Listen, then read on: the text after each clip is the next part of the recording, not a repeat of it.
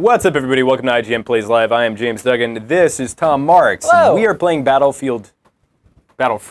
Almost That's there, only yeah. the thousandth time I made that mistake. So we're playing Battlefront 2 on the Xbox One X in 4K. And you reviewed this game. I did. We just And you gave it a our nice, final juicy review. 6.5. I did. Explain yourself. Yeah, I mean, it was a lot lower of a score, I think, than a lot of people were expecting. It's definitely myself. Like, I don't know. Going into it, I thought I was going to enjoy it a lot more, but man, it's got some fun guns, some really solid blasters, but the story mode, the campaign of the game is only 4 hours long, and what's there is a bit of a mess. You know, it's very, like, it just kind of feels like Star Wars tourism, and it's just like you jump around to a bunch of different incongruous places, and the actual story of the game gets lost. And then on top of that, you know, so it's hard to unpack this, right? Because there's been so much controversy with the microtransactions and the progression system, and a lot of people complaining it was pay to win, myself included.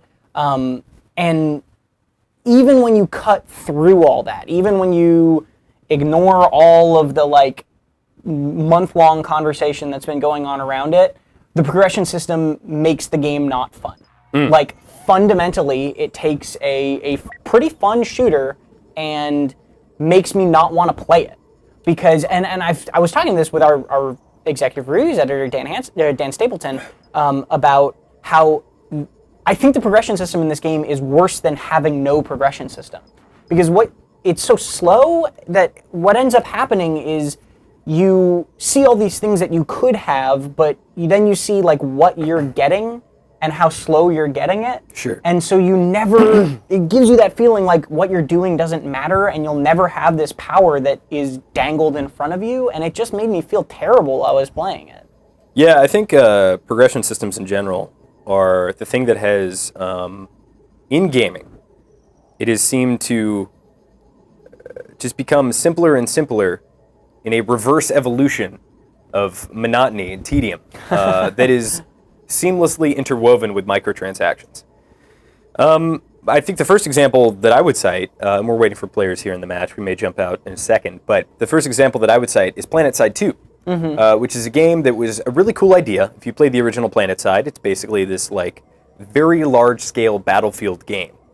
And you play as a class, and you level up that class, and you unlock certain weapons, and then eventually the ability to summon certain vehicles, all the way up to a mech, and then you're kind of this big, you know, bad dude just roaming around. PlanetSide 2 came out, and the gameplay was good. The map was good. They had some like problems with the lattice system, but ultimately, I think what stopped people from playing that game is there were microtransactions in the game, and they didn't want to be pay to win, so everything was side grade. The TR minigun, which looked awesome, you get it, and it's a side grade.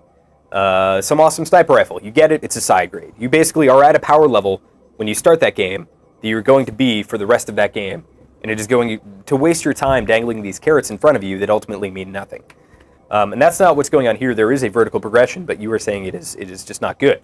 Yeah, it's just real slow. Like, I mean, so I'm reading the chat, so if anybody wants to ask questions about my review or the game or anything like that, please jump into the chat, especially on our live chat on IGN.com. There was a question right here from R2JD2, asked, just to clarify, is this considering the changes that EA has made due to the backlash? And yes, the final review that I posted today does take into account both the hero cost changes that were made earlier this week, and it does take into account, hey, you got a daily crate. Right. It does take into account the changes. Is that how we should start this stream? I think it's fitting. Let's check our Founders Crate first. So microtransactions have been disabled. You can't buy anything, but people who've already bought Founders Packs or blown a couple $100 on the system are going to get this kind of stuff. Yeah. Which, oh, hey, Death Star 2, great. Oh, nice. So yeah, it does take into consideration the cutting out of real money microtransactions, or at least, as they said, the temporary removal of those. We don't know when they're going to come back or what they'll look like when they come back, but we know they are coming back. To be perfectly frank, like, the removal of real money microtransactions did not influence my opinion of the progression system overall very much. Of course it did, but like, it's a bad progression system whether you can buy power or not. Like, pay to win part of it is a valid concern and a thing that should be addressed, and I'm glad they did back off, at least for now. But like, that's this is a also like system that's that not going to has bump the problems. review score. If you No, came to yeah. a 6.5 before they made that decision, and they say they are still going to temporarily disable it and it's going to be reintroduced in some manner, that decision stands, because as far as we know, it could be reintroduced tomorrow. And until like the absence of a better system does not forgive how terrible the first system was. Yeah, and on top of that, like, we opened, Brandon Tyrell and me opened $100 worth of loot crates yesterday, and like, I didn't even feel like that influenced our collection. Like, it definitely did, but like, not enough in a way that like I felt like we were suddenly gonna like win all these matches. So like, to call it pay to win, it was kind of just like, you could pay for power, but I don't know if it's necessarily pay to win unless you're spending like $1,000. Which Sure. isn't defending it. It's just like it was basically. I mean, I think the comparison here is kind of synonymous with a mobile game's progression. But keep in mind, this is in a fully monetized $60 conventional release that is coming out with this like incredibly incomprehensible, opaque, and annoying progression system that isn't.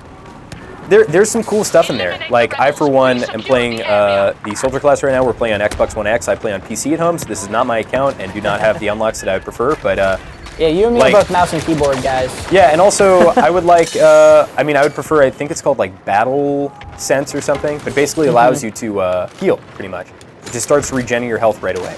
That is like a must-have. Yeah. What is the thermal detonator? So we got a couple more questions. bad toss. A Pellegrino 0304 over on IGN.com's live chat asked or brought up the crates that you get for specific star cards for completing challenges with those. Those aren't new. Those are something that's been in the game since after the beta. So they I think said they added those in response to the feedback from the beta. So like, if you get, like the example you gave, once you get 50 kills with the Vanguard ability, you get a crate that gives you a Vanguard ability specific star card. Those are nice, but I think they're a half measure. I think that's the type of thing where that system should have been the system from the very beginning, and it should be way more expanded than it is. Like, that's not like as far as I know, that's not like a repeatable achievement you can get. And whenever I got those, I was always getting cards that I already had, so it was like not really. It just felt like it was forced into the system. Dang, you got out of there skin of your teeth. Oh, I spoke too soon. You did. I spoke too soon. Excuse me. All right. So now that folks have these star cards, right? I almost feel like, in a sense, what they didn't worsen the issue by any means, but certainly, like, when I see somebody with a full epic loadout of star cards, like, that's going to take me hours and hours and hours and hours and hours and hours and hours to achieve. Yeah, it's a really long time. So now, like, my option to. They shouldn't have launched.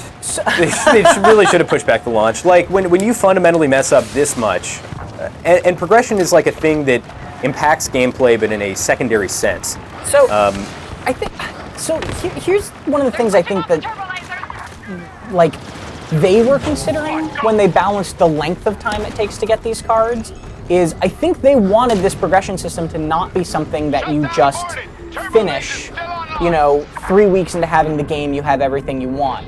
I think that was their intent, and I think that's a noble intent. For example, a comparison that's often made because it's another loot crate game, Overwatch. Overwatch takes an incredibly long amount of time to unlock everything that is available. Sure. But the main difference is that those unlocks are all cosmetic. So whereas Overwatch's system takes a very long time to unlock everything, you're never weaker because of that. Ooh, almost got it. You're never weaker because of that, but in this game, they draw out the actual power of your character, which feels really, really bad, because then you're like, it's going to take me forever to get to this power level. Yeah, there's another game that did that. It was Diablo 3. When you look at Jay Wilson's interviews about the progression system in the initial game, it was all about making the progression system last for years and years and years. The way that they did that was being stingy, and that is never fun. You want to be gaining power in a progression system, but you also want that to not be completely like disabling people from the race of potentially being good at the game. And to be fair, when I played the beta on PC, like, I had no problem with the progression system, mainly because nobody was buying crates at that point, so you didn't see that crazy stuff. But even then, I think, like, it's a really easy thing to defend, like I just did, for instance, when that guy killed me and had a bunch of greens. It's like, oh, he's got more than I do. That's why he won. No, he won because I had 1 HP and he flanked me. So, yeah, it is kind of a scapegoat. Like, I like progression systems. I like the idea of prestige. But all that stuff gets tainted in terms of its context. Back out of that. I really need that healing thing. This guy's gonna chase me.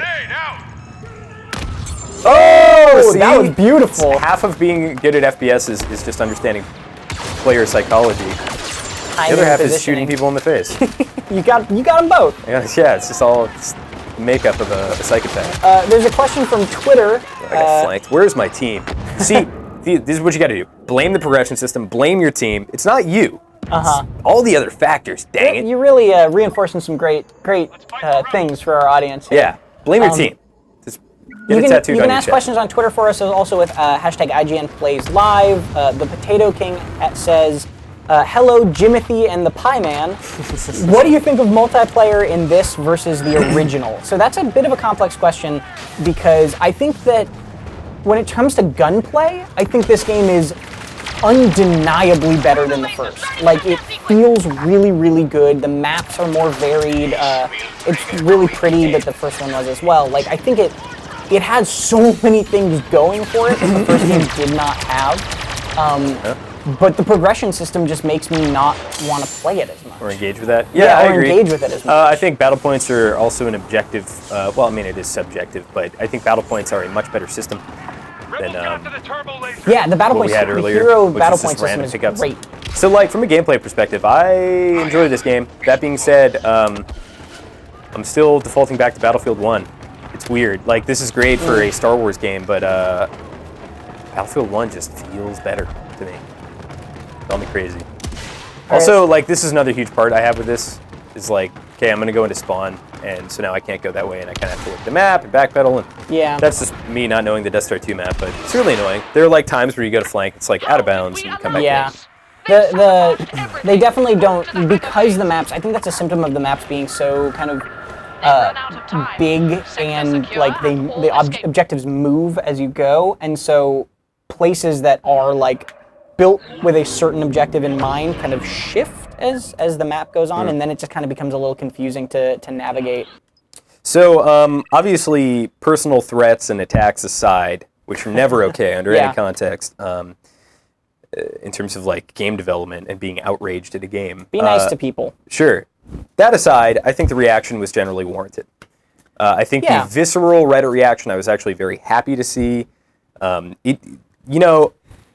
There are a lot of folks out there who'd be like, stop being so negative about the game. It has these other positives. But frankly, if we weren't as negative on Reddit, and if it wasn't as big of an issue, this system would be still installed, implemented, and it would continue to be implemented in any iteration of this game and other games. And then we would see it disseminate into all these other games. So that aren't even necessarily EA.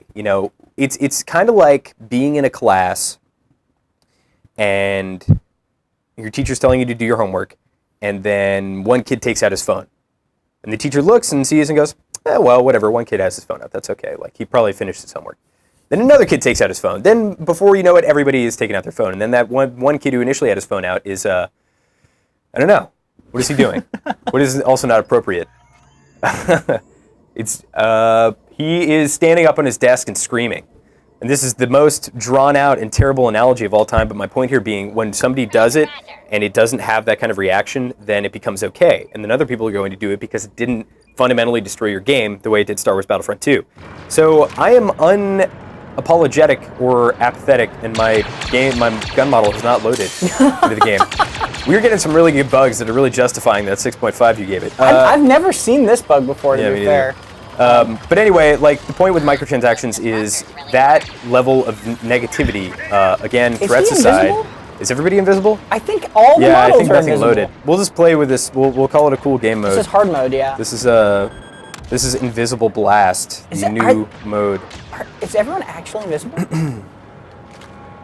This is amazing. But think about, go back 14 years and look at the outrage over Horse Armor DLC, and look at how far we've come from that. That is nothing compared to what we have today. So like, it's a slow but subtle degradation. I can't see anybody. And I The think models have loaded. I think you just got to get killed, or you can maybe respawn to try to fix it. No, I'm gonna die by the sword. All right. Don't you ever say that to me. I think one of the important things, because I don't disagree, I think that the calling out stuff like this is important. I mean, isn't this just essentially like Battlefield gameplay anyway? You're just shooting under a pip. I think the important thing to distinguish there is, like, being critical of a game is always okay. Like, that's our job as reviewers, is to be critical of a game. You just have to be sensitive to how you are critical, and then like not being like, as you said, not being abusive. Yeah, right. And then also, there's a difference. There's this weird thing too for me where it's like, if someone else enjoys a game that you're critical of, like, that's fine. That's fine. Like, they can enjoy Absolutely. the game without you without you agreeing. You know, like. Remember, this is giving me flashbacks to God, what was it? Ghost Recon. The original Ghost Recon, where there was just no weapons. It was just it's very intense. I'm also playing in third-person mode. As we can see, the battle droids. This is third person? The battle droids are very, very difficult to see. They have a very thin silhouette, so much so that they're actually completely one-dimensional, and I actually literally can't see them. If you get a kill like this, though, I'm gonna have to quit out, which is annoying. Yeah. Let's get to some more questions. Another question coming in from Twitter for Derek Rogers. Tagged us with hashtag IGN Plays. Says, is the gameplay any more enjoyable with friends in Battlefront 2? Yes, because I think yes. I think yes as well. I think nearly every multiplayer game is more fun with friends. Like, that is just a personal opinion of mine. So yeah, if you are the type of person who likes to dig in and try hard and really focus in on a game alone, then like maybe no. But yeah, I think most games are more fun like this. There is some weird stuff with the squad system, but beyond that, yeah. Okay. 5 unopened crates. Aren't those just tempting? I'm not even gonna bother. I just don't care. To your point, like, the progression system doesn't really interest me, even microtransactions aside. But microtransactions, to be clear, are the issue for me anyway. I think that it is okay, and this is where my opinion definitely differs from some of the review staff at IGN, that you can unabashedly just decide that this game is not okay because of this one system that ruins everything else that's great about it, and still not get enjoyment out of that stuff that's great. It's basically, I think Battlefront 2 is a game that a lot of people are looking at the multiplayer and saying that the classes are better than what we had in Battlefront 1. I agree. The battle point system is better. I agree. The gunplay is better. I agree. Some of the maps are definitely good, but what they've done with the microtransaction system, specifically, not even just progression, for me, has destroyed any interest that I will ever have in this game. And also, it's just a fumbled release. Now we have a scenario where some people have these remarkably high vertical progressions because they paid in the first few days before early access because they ordered the digital deluxe edition, and then we're coming in this altruistic sense where we've disabled microtransactions, and now I have to grind out for 20 hours if I want to be on their playing level. And also, I just don't want to support this kind of system. This is not a system that is ethically okay. So there was a question on YouTube from Lion-O saying, do you feel the story was thrown together just to say they added it? No, I think that the story very clearly, and full disclosure, one of the co-writers of the story, Mitch Dyer, used to work at IGN. He was an editor here, but he was an editor here before I ever came to IGN. I don't know him. I've never met him.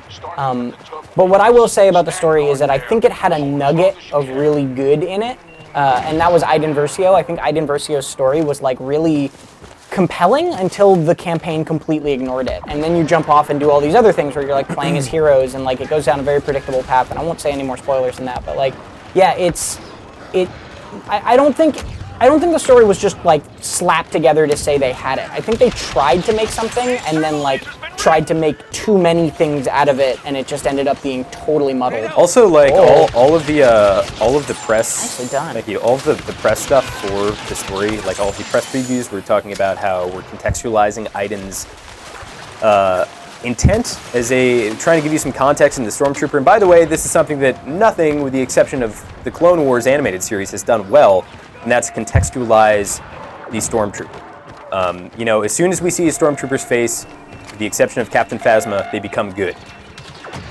That is a universal for Star Wars. Like, Stormtroopers are at their heart evil and unjustifiable, so how could they ever have an adult... I'm gonna die. How could they ever have an adult context that is justifying their actions? And the answer from this game is they can't. They have to be good at their heart, and they have to be redeemable, and I guess Star Wars is a redemption story at its core, but still, it was... the whole, like, the commercial, in my mind, was come see what it's like to be a Stormtrooper, the rhetoric they're being fed, the indoctrination, the context, what they believe, and instead of that, we didn't get that. Yeah, we didn't get that. We got. It's a bummer. Oh, she's good, even though she's killed more rebels than anybody cares to count. Yeah, the marketing in the game was definitely very misleading in terms of what the campaign actually is. Another interesting question from Twitch chat from Ninja TW, I think it is, says. Where'd it go? There we go. What would the review score be just based on gameplay if you took all the progression problems away? And my answer to that is you literally can't do that. Like you can't ask that question. I don't think I'd have an answer to that question because it's so tied together, right? Like this is what the game is. And I can say that the shooting part of it is good where the progression system is not, but you can't really pull those two apart because also then it comes to the question of like what's replacing the progression system. Are there no star cards? Are all the star cards available but free? Are they acquired in some way besides loot boxes? Is there just zero progression at all? Like there's a lot of questions that come up with that, and it's not just that simple. But the shooting definitely, or the progression system definitely doesn't do the shooting justice, is what you can say. I would, for one, really appreciate the ability to vault over objects from a purely gameplay stance. This is not a quantification of Tom's review score by any means, but like when you play this, I think there's an initial oh boy, there's just a kind of knee-jerk reaction to I'm just gonna get killed. Anytime you start shooting at a vehicle and you're out of cover, people. You assist, but still. He's pretty low. I love the dodge rolling you're doing. I don't dodge roll nearly enough. Oh, you gotta dodge roll. Anyway, yeah, so like I think my base of comparison here is Battlefield 1, and this is an objectively worse shooter, in my opinion. So objectively, so that's, see what I did? That's an oxymoron. Subjectively, to me, this is a worse shooter. It doesn't, it just doesn't feel as good, doesn't feel as cohesive. The things that I do like about this game are the battle point system is really cool, but I do miss kind of like a vehicle rush at the start. I also really enjoy the hero unlocks, but just in terms of shooting mechanics, being able to go prone, or the inability to go prone, being able to vault over things, and then weapon customization, I think that you're sacrificing a lot of that for a Star Wars aesthetic, which is cool. People can get into it, that's fine. It's certainly more approachable, I think, than Battlefield 1, so it's got that going for it. Yeah, a couple other questions were that someone was asking about loot boxes. Yeah, you can still get loot boxes with in-game credits. That is... That was lovely.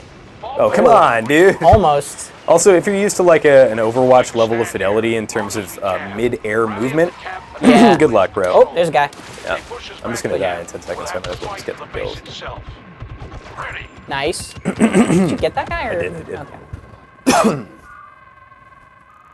Yeah, That's a waste. So this was actually a question. How do you feel about this? Because I know some people early in the game, early like in the beta, were upset that the rocket boost was no longer just like something that anyone could have, and it's now sequestered to a rocket trooper. Yep. I actually really like that because having everyone rocket boost all the time, like it was such a cool ability that like you can still get it pretty quickly in this because it doesn't take too much to unlock the rocket trooper in the middle of a game, but then also you don't have like everyone boosting around.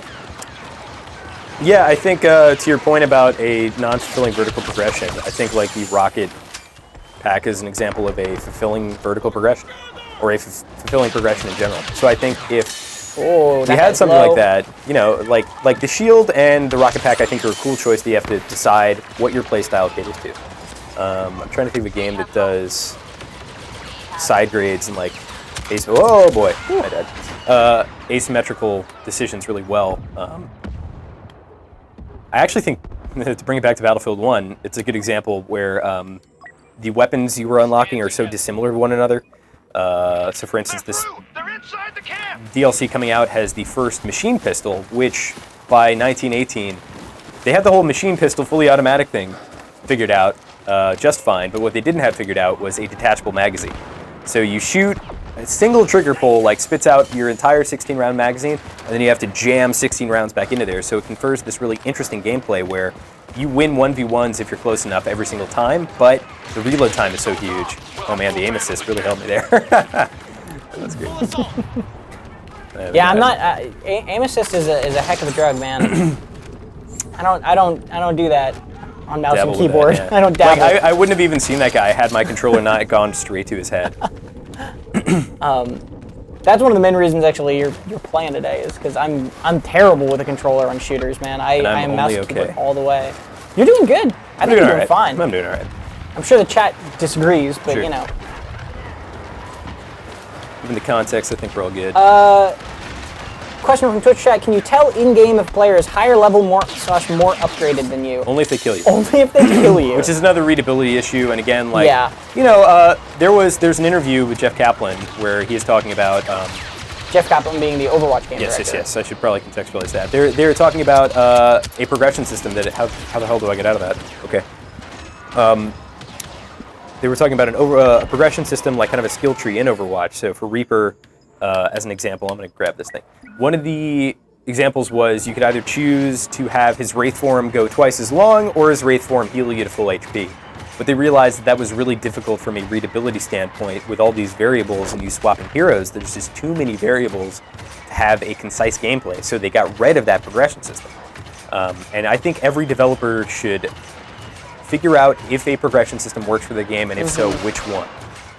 Aesthetics are always a safe bet. That can be applied to just about everything. I mean, I have a list of like 20 different things. Oh my big goodness. brother. Oh yeah. God. I'm sorry, big bro. I didn't mean it. Run! Oh, does that actually have a sprint? That's so cool. Yeah.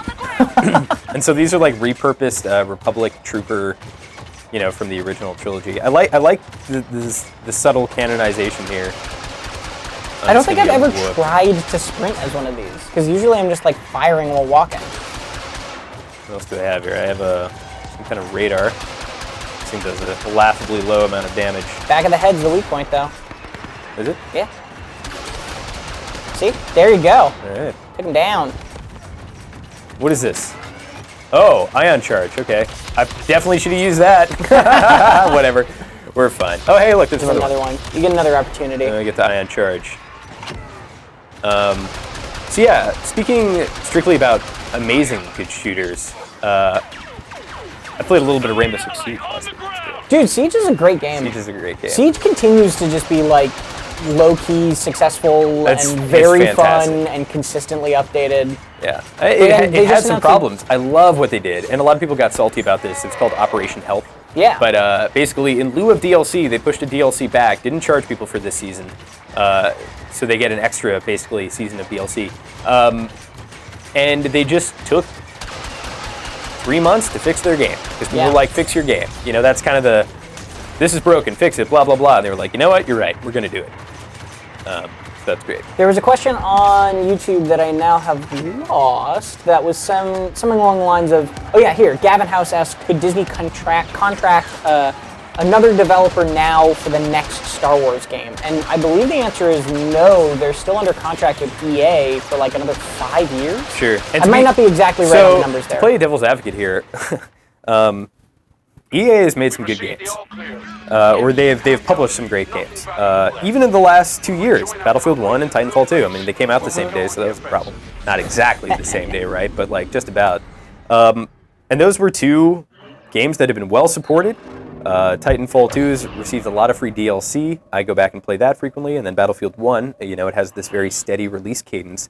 And the progression system in that is also loot box progression to a T, but it's not as annoying for some reason. We should do a psychology study to figure out why that is. Similarly to this, I keep seeing people on Twitter tweeting at me in response to the review and the review in progress and all this stuff, saying EA had the easiest job in the world by making, like, all they had to do was make a Star Wars multiplayer shooter and that's it. And I understand that point of view, but, and I'm not defending the game they've made, right? Because like you've probably seen my review by now, like I don't like it. But it is, I don't believe it is in any way, shape, or form easy to make any sort of official Star Wars game. Or any game, period. Well, any game, period, but like, think of the expectation, the hoops they gotta jump through. Like, there are so many things that go into making a Star Wars game that complicate it, on top of it making a AAA first-person shooter. Like, that's not an easy thing. Hey, sure. Did that just give you... No, it was telling me that I got some credits. Gotcha. This is like a fresher account we're playing. Yeah, and this is as loot boxes go, this is as bad as it gets. Because we just got parts. We got 5 crafting parts, and we got 125 credits for, like, I mean, this is a daily login crate, so I can't complain. But honestly, this is like Clash of Clans levels of annoying. For context, for people who don't know, the cheapest card costs 40 to craft. So getting 5 crafting parts in a daily crate is basically a slap in the face. Like, it's insulting. It's laughably low. There's a factor with progression, and that is the stingy level. We got Boba Fett, Slave One, that's but I don't know, that's situational. Stop it. Yeah. So Diablo 3, when it initially came out, wasn't dropping legendaries at a good rate. When they did drop, they were bad, so that was a big problem, arguably bigger than their drop rate. But the fact that they were so stingy about the drop rates just compounded the whole issue. And Diablo 3 now is like you play it for 5 minutes and you get 3 legendaries. So maybe there's a balance to be had there. I, for one, am all about doing a specific thing for a chance to unlock a specific thing. So in Destiny, as an example, like, I would love to be able to go do strikes and then get specific gear from that. You can do it from the raid or trials. And I like that. Because in addition to just focusing you in... Like, wait, hold up real quick. I'm sorry to interrupt, but This is one of the things that annoys me more than anything else about the loot crate system. You just opened up a victory pose, not even a cool victory pose, a victory pose that manages to make Darth Vader look lame, for a character you do not have, and have to spend 15,000 credits to unlock. By the way, that's insane. I know this isn't an emote, but the fact that there are emotes for heroes, when the hell am I going to use an emote? Yeah. I am sprinting around desperately trying not to die as everybody hunts me as Darth Vader or Darth Maul. Like, this is an Overwatch. I don't have time. Yeah. But, hey, Overwatch is making money. So a nice little clarification from Mighty Jiro in the Twitch chat says EA Star Wars contract is for 10 years and started in 2012, so it ends in 2022. So 2022. That's how much longer we're going to get EA-only Star Wars games. Which, as we said, is not necessarily a death sentence. EA has made a lot of good games this year. This was definitely not one of them. Yep. Here's an interesting philosophical question. Actually, let's dig into this a little bit more. So I want to finish my point about loot box progression. Another reason why it's bad is not just you have no control over what you're getting, and you're getting these diminishing returns on your investment when you get duplicate cards, but it also isn't telling a story, right? So let's bring up World of Warcraft, because I have to in every single piece of content I'm in. If I were in Orgrimmar and I saw somebody wearing the T2 pauldrons, I knew that they had to go, or the T2 helm, they had to go fight on Nexia, a giant dragon. And they had to get 40 people to do that, and they had to go into this cave, and it was a big pain in the butt, and they probably wiped a bunch and yelled at each other and then posted it on YouTube. There's a story, there's a narrative there. When I see that piece of gear, it has a connotation that comes with it. It has a narrative. When I see somebody with assault training, which I'm about to craft, the only story that is being told is one of opening a loot box, which is never an interesting story. Yeah. Yeah, no, I completely agree, and that is a really good one. Also, it's just a small amount of health, but like 40 health on a kill is not... That's also not the one I wanted to unlock. Oh, really? Yeah, I wanted... You wanted the... the one where it regens your health quicker. I think it's a bottom row, either second from the left or second from the right. Excuse me, bottom row of the boost cards. Is it this? Yeah. Yep. Is it survivalist? It might be an ability. Toughen up. To actually heal yourself. Yeah, it's proof through. Maybe they took it out. Recharge Vanguard. Kill streak Vanguard. No, I've used it. Toughen up. Regenerate your health when this ability is active. Gotcha. Yeah. All right, so now I need more crafting. So let's go ahead and put in our credit card. Oh wait. Let's just go play. Let's check out some. Yeah. So why don't we Starfighter. Yeah. So we'll do Starfighter mode next.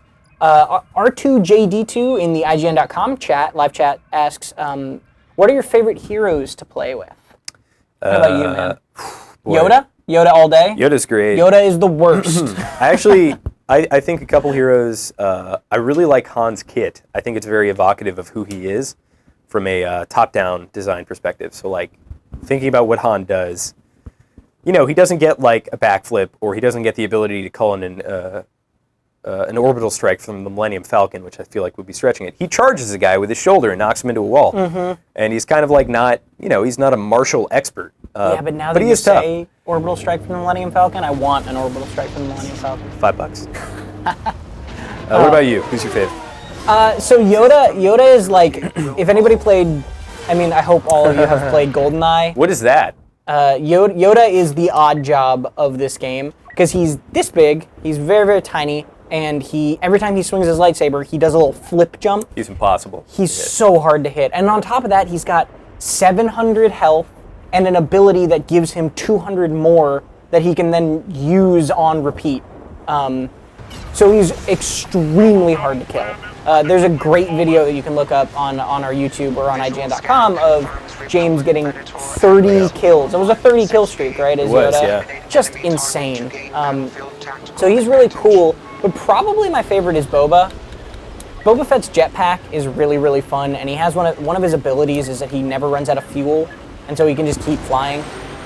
Yeah, I really, really like Boba. And honestly, Iden Versio, too, the character, the custom character from the campaign. She's a little bit pushed in terms of her power level, for sure. She is, but she's got a really, really, really fast blaster. That's pretty Except for that drone, man. That drone does nothing. It's so crazy. Like, it stuns somebody for like a quarter of a second. It has a 3-second activation time. Anyway. It's like, at some point I just want to jump in and have fun with the Star Wars game, and I do think this game accomplishes that in some capacity, progression system aside. But there's like a lot of this stuff that I, as a PC guy, have kind of come to expect a level of fidelity and a level of being able to think through balance and class progression and abilities. And like, when I was going through, I did a video capturing all of the abilities for all the heroes. And some of the kits were great, and some of them were an absolute mess. The Emperor's kit, for example, is a disaster. Not just because he's weak. Not just because he's weak, because he's got 4 different lightning abilities that all look the same. Readability, you can't tell what the hell is going on. I think the Emperor is hilarious. He's funny, but like, not man, like he's in a great, bad. like, not in a good way, but God, he's such He a also funny has hero. he has no escape, and he has no defensive. So all he has is an auto-aim lightning that doesn't really do a lot of damage compared to other heroes. Yeah. And then a couple of lightning abilities that also don't do a lot of damage, and then he has no escape or mobilities or damage mitigation. Walking up to someone very slowly as they shoot you, and then like tickling them with lightning is so funny. There was a really good question actually from Rockstar XP in the YouTube chat, which is, why did the review in progress score change in the final review? So for those who don't know, our final review is now up on IGN.com. You can go see that and see in full what I think about the game. But yeah, it was a 7 in the review in progress that we released on Monday, and now it is lower than that. And the reason, the main thing that changed is I spent more time with the game, right? My opinions of single player basically didn't change, but I spent more time with the game, I spent more time with progression systems, and I felt that, and again, reviews are opinions, but this is my opinion from playing the game, I felt that the progression system got worse the farther you got into it. It starts out as a kind of a pretty prohibitive system that seems pretty slow, but also you get loot crates. Like, everyone is citing those numbers of like you get a loot crate every 2.5 hours of gameplay, which is like, might be strictly true, but it's not true at the beginning of the game because you're getting a lot of it's also not strictly true credits. based upon your personal performance. Right, because your personal variables, performance can increase that's an average. Yeah. So I was trying to see, you know, well, does this kind of quickened pace through achievements of credit earning for achievements keep up? Does it run out? How does the system change? And over time, I think the system gets worse. I think you get credits less, and loot crates, because duplicate cards give you credits instead of crafting parts, loot crates become less valuable as the game goes on. And it just felt really, really punishing. And the farther I got into it, the less I wanted to play. So that's why the score changed mostly. Sure. I envy no reviewer because it is very difficult. My opinion on Destiny 2 has been a roller coaster of all kinds of different stuff. And after being said and done and having put 3 weeks into it on the PC version, then some time in the PS4 version, and hitting the wall in terms of what I want to do and the incentives to drive me to do content and the quality of that content itself, I'm no longer super interested in playing that game right now. I need to wait. Whoa, that was close. Yeah, dude, I got chops. I will say one of my favorite things about this game is the visuals, but also just the audio design of the game. Yeah, it's good. It so sounds like a Star Wars movie, and part of the battle droid voices are so funny. They're really, really good. What is interesting is you could release Starfighter mode in and of itself as a standalone, free-to-play title, kind of a World of Warplane scenario, and it would do great. You wouldn't even have to change the monetization system. Boom! There you go, man. No, seriously, just release this for free is I don't know. I feel like AAA developers just need a little bit of context. They need to log on to the League of Legends client and understand the level of commitment and fidelity and online and living, breathing patching that's happening with that game, and then commit to it. The other reason that these microtransactions are unacceptable in this conventionally monetized context is not just because I'm paying $15, $60 up front, but also because this game is not going to be supported in 2 years. You know? So when I spend $5 in League of Legends, that is a $5 that will increase the value of that account for the next 10 years or longer. When I spend $5 here, it's going to be a year of very full servers and then less, and then there's going to be a Battlefront 3. We don't know that for sure, right? But I think it's not an unfair assumption to make. Same thing with Destiny. Yeah. I don't want to get too committed to it. So you mentioned League of Legends, and I think that's a really interesting thing to bring up because. Watch me. Oh, very nice. Anyway, that was more like just spying a straight line than I thought it was going to be. But anyway. I wasn't sure. Anyway. So it's interesting to bring up League of Legends because meanwhile, while this whole loot box thing is going on, League of Legends actually just removed some microtransactions from their game. They actually just made their game more hospitable towards free-to-play players. Sure. Because they had a system called, they had this rune system that was, I think, in my opinion, one of the most bad. One of the most obtuse parts of League of Legends, where you had to you could equip. God, I can't even remember the numbers now. It was 27. You could equip 30 different runes, and there were 4 different types of runes, and then there were 3 tiers of the runes, and the runes could do different things. And ultimately, this is giving you stats that only really matter at the start of the game. Yeah, it's only negligible amounts of stats because if they made them significant stats, everyone would have cried pay to win.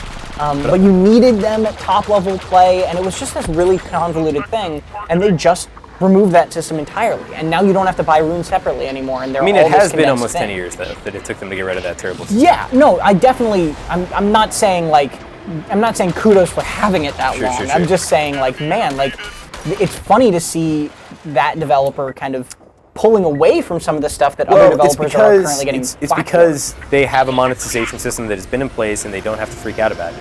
I think if you look at the initial monetization model of League of Legends, it communicates a much more it's the Millennium Falcon, a much more concerned developer who is worried about making money and keeping people hired and not having to lay off a bunch of folks because they need to make money. So yeah, you kind of have to rob Peter to pay Paul in that sense because at some point it's okay to justify a little bit of this. That is vertical progression for money. That's what runes are. And granted, you have to get to a certain level to unlock certain tiers of them, but ultimately, you're buying rune pages, you're buying runes, whatever. But that's okay because of how minor it is. And then eventually, that game got to a self-sustaining point where they realized that you can make money purely off of aesthetics and crashing into walls and stuff like that, as well as there are all kinds of microtransactions you can do in League of Legends, but There were a couple comments, also responses on Twitch to the League thing. Decaying Trust says the new blue essence system in League is bad though, which is, yeah, it's got some problems. I know that Riot has also admitted it has some problems, and they're going to do some stuff to fix it. And then Primark brings up League of Legends monetization system being terrible compared to Dota, where all the heroes are free, and like that's also fair, but sure. It's all aesthetics in Dota. Dota has a very good free to play monetization model, like they really, really do. I think that it's easy, or it's possible to celebrate those successes without and like address those criticisms without necessarily like pushing to one extreme or the other. I think that Dota also came out after League, and I think they needed a mission statement to get people off of League and onto Dota beyond it just being Dota 2. And that was like, hey, here's the whole roster, have fun. So how long about was that match, would you say? Like 15 minutes maybe. Okay, and you got 200 credits. Like,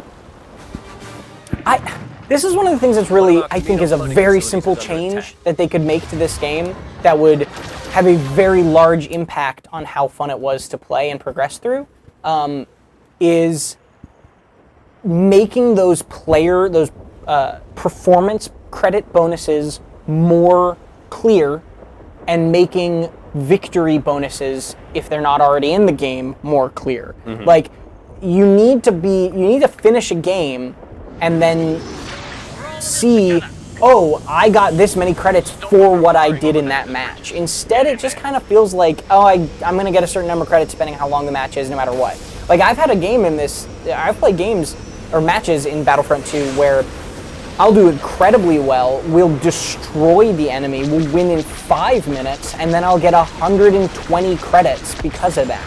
Right. Because it's like, we won so quick that we like got this really paltry amount of reward. And that doesn't feel good. You should feel rewarded for playing well in a way that is tangible and noticeable and you can like take pride in. And this game just doesn't do that. And that's not a thing where they have to do massive reworks to the system to accomplish just making it clearer how much you're getting for your performance.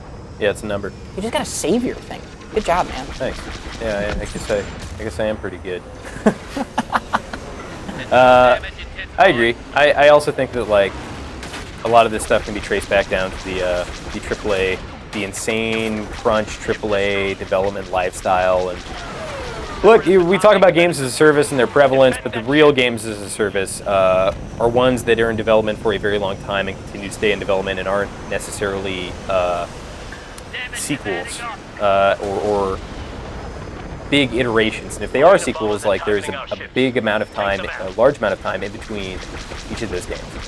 So I look at this kind of game like a conventionally monetized AAA release that's claiming to be a game as a service in a very different capacity than I look at even Overwatch which was also conventionally monetized. But I know Blizzard has established their cadence for their level of commitment and quality, and they're not just going to release something and then ditch it in 2 years. And ultimately, as like a PC guy, that is something that I think that we have a lot more experience to. You and I can go download World of Tanks in 20 minutes and play that, and that has had years and years of iteration. It's gone through a lot of hard times and still has a lot of problems, but at least it's made that much. Warframe as well. Like, look at Warframe and its release date. Imagine if Warframe were a conventionally monetized $60 release that came out for console and then moved on to make a sequel. All of the resources would have been spent on the sequel, making it better visually, adapting all the abilities, getting the groundwork laid out, and no time would have been able to be invested into reworking the progression system, understanding what the best content in the game is, and then creating more of that content. Doing weird new stuff like making a huge open world zone. Mm-hmm. So I'm like, I don't know, I've been preaching this for years, but...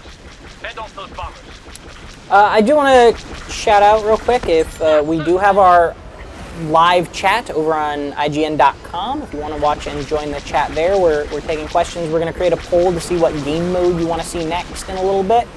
You can vote in on that. You can also tag us with hashtag IGNPlaysLive on Twitter.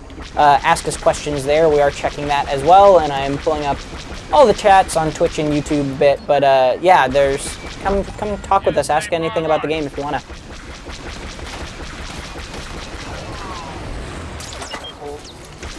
I can create it when we're going to do a little more Starfighter Assault for a bit. But thank you. Speaking of which, I'm going off right now. Yeah, you're doing good. I don't want to stop this hot streak. Is this Airbnb? No, okay. Was there a person named that? I thought it was. Oh, gotcha. At a distance, his name looked like Airbnb. It's like, take this, Airbnb. That is a really good name for the Starfighter mode, specifically. That is. 13-player kill streak. Look at this. Oh, now I gotta kill Darth Maul. You're going after Darth Maul? Yeah.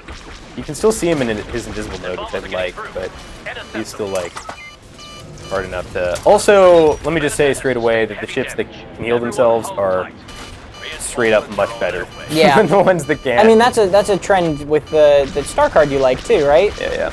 Just, if you can heal yourself, you have a major advantage in this game. Get 14. Was that yours? Did you get that one? I didn't even see. It didn't pop up a name, I don't think. I do like that it'll tag somebody as like avenge when like whoever has killed you. Makes these firefights a little more personal, which I like. This is definitely one thing that Battlefront has over Battlefield is the aerial combat. And a mode dedicated specifically to it. Like it's great. Just listen to those lasers. You can also jump in this mode if you're not comfortable with flying around in a ship, and then when you do have enough points to unlock a ship in like the Galactic Assault, you can do so and then feel much more comfortable. Because there's always that kind of like,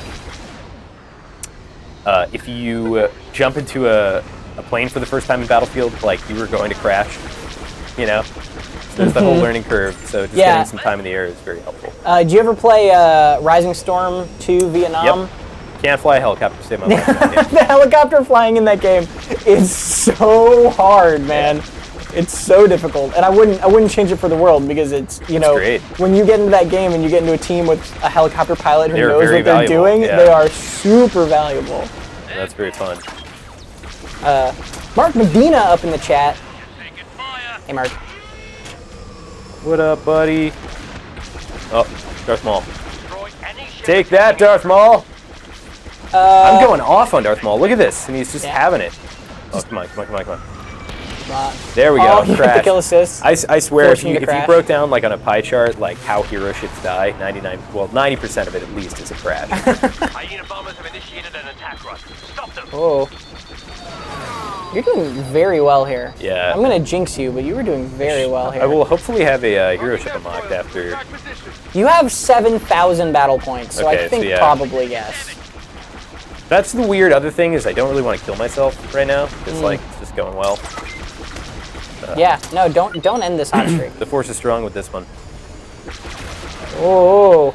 Yeah, he's got a lot tighter turning radius than I do because he's a fighter, and I like that. I actually like the interceptor, fighter, and bomber. Like bomber can shoot for a lot longer without having to recharge, but turns like crap. Their bombers are damaging our forces.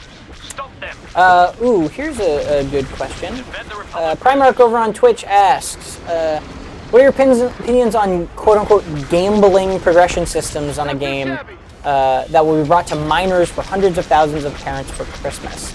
So gambling in general is like it's a very interesting debate, and I don't think, at least I don't have 18, man. Can you get 20? Oh, I'm sure you can.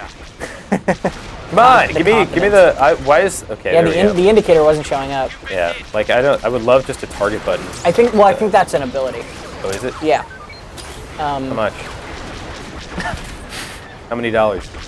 We can't make those jokes anymore. They don't have real money in them. They will. We know they will. We just don't know what it'll be. You know what's sad is I'm gonna get to the end of this match without even getting to play any hero ship because I'm just doing too well. Yeah, you might. Once you get to 20, you might want to just like tank it. All right, fine. Get another kill here. Oh. The Republic cruisers are key strategic assets. We need to defend them. Man, it's so easy to dodge missiles. It really is. The missiles are bad. 20! 20, all right. Into the sea we go. Let's see if we can how close to the water till you just explode? He's gonna take Yusa through the planet core. Oh, you actually went into That's the what it water. looks like down there too. So now we know. Dang, yeah. 8,000. All right, what can I 8,000. get? All right, well, all Millennium the good ships Falcon? are taken, so I can take the Millennium Falcon, For 3,000. which is not a great ship. You overcompensated there a little bit. But the gambling thing is an interesting question. I think it's a discussion that we probably are not qualified to completely answer because I'll those answer. I mean, those are just things that are regulated. Like, Put me in, coach. I'm ready. then go ahead. What do you feel about it? I don't think it's appropriate. I do think that like Star Wars is a children's franchise, and I think loot box progression has yet to really be like pegged as. And you know what? I'm surprising that more like mainstream media outlets aren't taking this narrative and running with it because it's a very easy gripe to have with video games. It's like you can gamble in it and spend a bunch of money and get nothing. I think loot box progression is bad outside of the gambling argument, period. I think the inability to control the outcome of the loot you're getting or the progress you're making is strictly a way to lengthen that progression system, which, you know, is okay in some contexts. Like, Do you consider Overwatch loot box progression? absolutely. Okay. I'm just trying to determine whether cosmetics is part of that. Cosmetics is part of it. Okay. And, you know, Overwatch is not, as much as they are a paragon of loot boxes. Like, I don't like the Falcon. Everybody just shoots you when you're in the Falcon. You're a very large here. target. Just can't shake anybody. So I don't disagree with anything you've said. My opinion, though, is that it is, like, I'm really nervous that Yoda. the community outcry here is going to push some sort of government entity to straight up ban loot boxes from video games. Great. See ya. And I'm not okay. Like, I'm not as okay with that. I think I that just don't care. I don't like the idea of developers having less tools in their toolbox. But on top of that, I think that they should be regulated in a certain way. But I think that loot boxes can be done well in games. Woo! Like, I don't think that there is a no-win scenario with that. Show me a great example of loot box. Well, obviously things like, and that's the thing is, I don't have one offhand because I think it is hard. They don't exist. But what I will say is, clearly, Star Wars Battlefront 2 is not a good example, right? Like, I'm not arguing that, like, this is somehow exempt from this, right? But I think that there is a way where they can work, and I don't think that, like, I think that regulation and they should be gone, they're evil are two different things. And Sure. I'm in favor of exploring regulation. I'm not in favor of Getting rid of all loot boxes, blind sure. rage towards loot boxes. Well, okay, because I so- think there are times where I think they are fun to have. Yeah, it's cool to open like an MTG booster pack, and that is essentially a loot box. Exactly. It's cool to kill Card a boss games. and get a drop that is randomized, because that's essentially a loot box. Yeah. But again, the means to that end, I think loot box carries with it a connotation of being able to pay real money to circumvent Yes. the natural progression. And that I'm not that okay is with. getting taken too far. Yes. So let's go back to Overwatch. So Overwatch is a paragon of loot boxes. It's all aesthetic, right? Nothing is mechanically effective. You don't crash, yeah. Yoda is He's quick, nimble. man. Yeah. Of course, we all remember that awesome scene where Yoda is in his Starfighter just mercilessly slaughtering the droids. You can play out that fantasy in this. that scene. iconic Star That Wars iconic- moment. Oh, that iconic moment when Yoda gets right behind Boba Fett and finally kills Jango and his son in his ship in a big fiery death. Oh! Let's get a little bit of distance. Oh, I got him. Oh, no, wait. Different guy. Where are you? You gotta keep going after Boba. Yeah, if I see him. See him, let me I know. think it's so funny how cheap the hero ships are in Starfighter. They are. They're much cheaper than the hero characters. But Overwatch is not exempt from shady business garbage. no, I As don't. an example, I wrote an article way back when, in the first year of Overwatch, called How Blizzard Invalidated Its Own Currency. And this was when the summer loot boxes came out, which were, as we all know now, event loot boxes that are limited time only, and you only have a limited window to get those skins. And at that point, we didn't know if we would be seeing another Summer Games. I think the assumption there was it was tied to the Olympics, so if they did come back, it would be in 4 years. So there was a lot of demand for those skins. There were some really cool skins. Was it Nihon Genji? Nihon Genji, yeah. The Japan Genji one. the McCree with the American flag draped over him, like all this cool stuff. And you couldn't craft those with gold. And gold is the currency you get when you get a duplicate, or sometimes you just get it.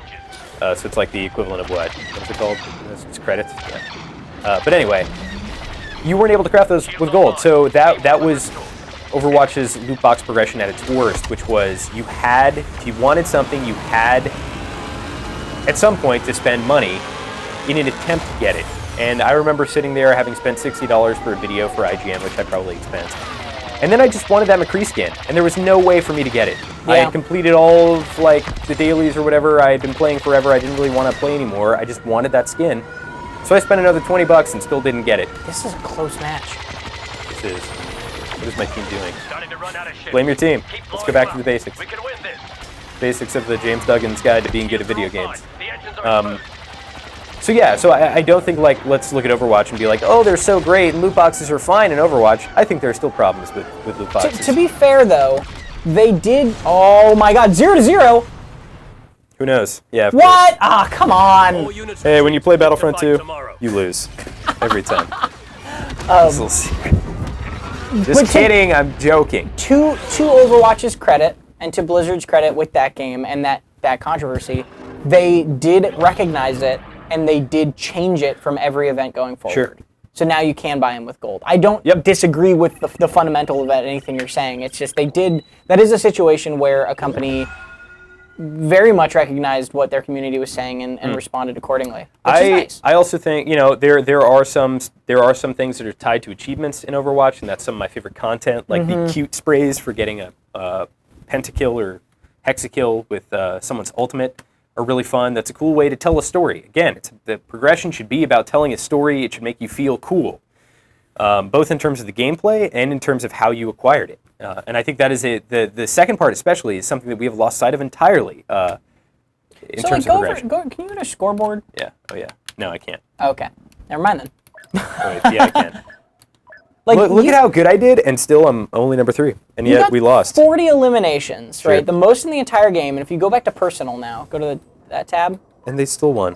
You jerks. didn't even get 350 credits. Yeah. Like, I don't understand how the personal score part of this goes into the credit system. Like, it's just opaque. Because you don't want the good players to be better than the bad players. That would be ridiculous. I have major fatigue. Yeah, I know. I love this map, first of all. Oh man, there's asteroids going everywhere now on this map. That's changed from when I played it. Do you know what's dope about this map? What are you doing here? Enemy fighters spotted. Destroy them before they can reach their objective. So, yeah, I agree with everything you're saying. I think loot boxes are inherently very frustrating, and a lot of care needs to be put into making a system that actually makes them fun to get rather than frustrating to get. I'm nervous that if the world goes ham on loot boxes and completely bans them, I think that's never going to happen. Dude. Right, I know, but I'm saying that what happens to Magic the Gathering, right? Like, what happens to those card games? I care. I think Magic the Gathering has had booster packs for 20 years. It's not going to change. I suppose, but if it legally has to, that would be an interesting... Going for it! Didn't work. That would be an I'm talking interesting about thing to especially happen. in games. And here's the other thing that I just want to point out.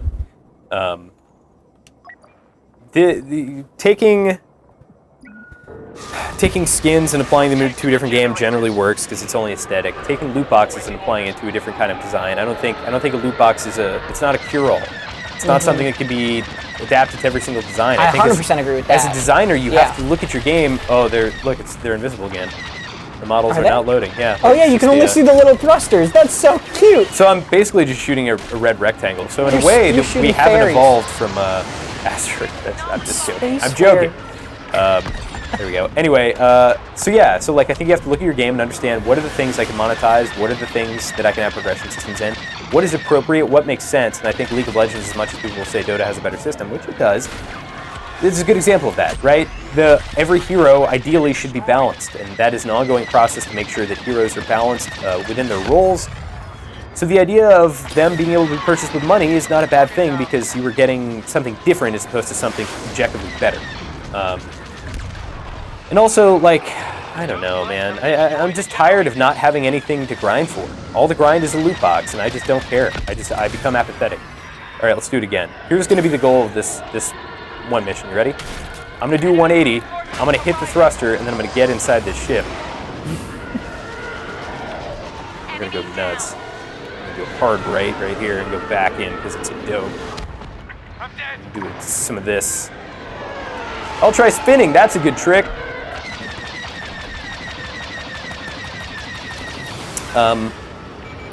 Invisible X-Wings. Terrifying. Oh, I'm going to die. So anyway, yeah, loot box progression, generally I am completely fatigued on it, and I really hope not to see it in other games. I don't blame you, to be honest. I'm just tired of it. I'm pretty tired of it right now too. I think it's a system that Overwatch helped popularize and is not, as you said, it's not a catch-all. It does not work with everything, and it should not have been tried to be applied to everything. But I don't have a fundamental problem with loot boxes. I think they're being, I don't think I do. I think they're being fundamentally misused. Is how I'd say it. And then talking expressly about progression, not even monetization for a minute. Let's bring up. I want to bring up a game called Hunt Showdown. Yeah, that one looks cool. Checked. It does look cool. I think there just needs to really be a better understanding. I lost. So I won. Okay, whatever. So real quick, before we talk about Hunt Showdown, we have started a poll in the IGN live chat. Chime in, jump in, see which mode you want to play next between Heroes vs. Villains, the Strike mode, or basically the Deathmatch mode, which I think is called Blast. I couldn't remember the name. So whichever one you want to see next, hop into there. We're going to be running that poll for the next minute or so.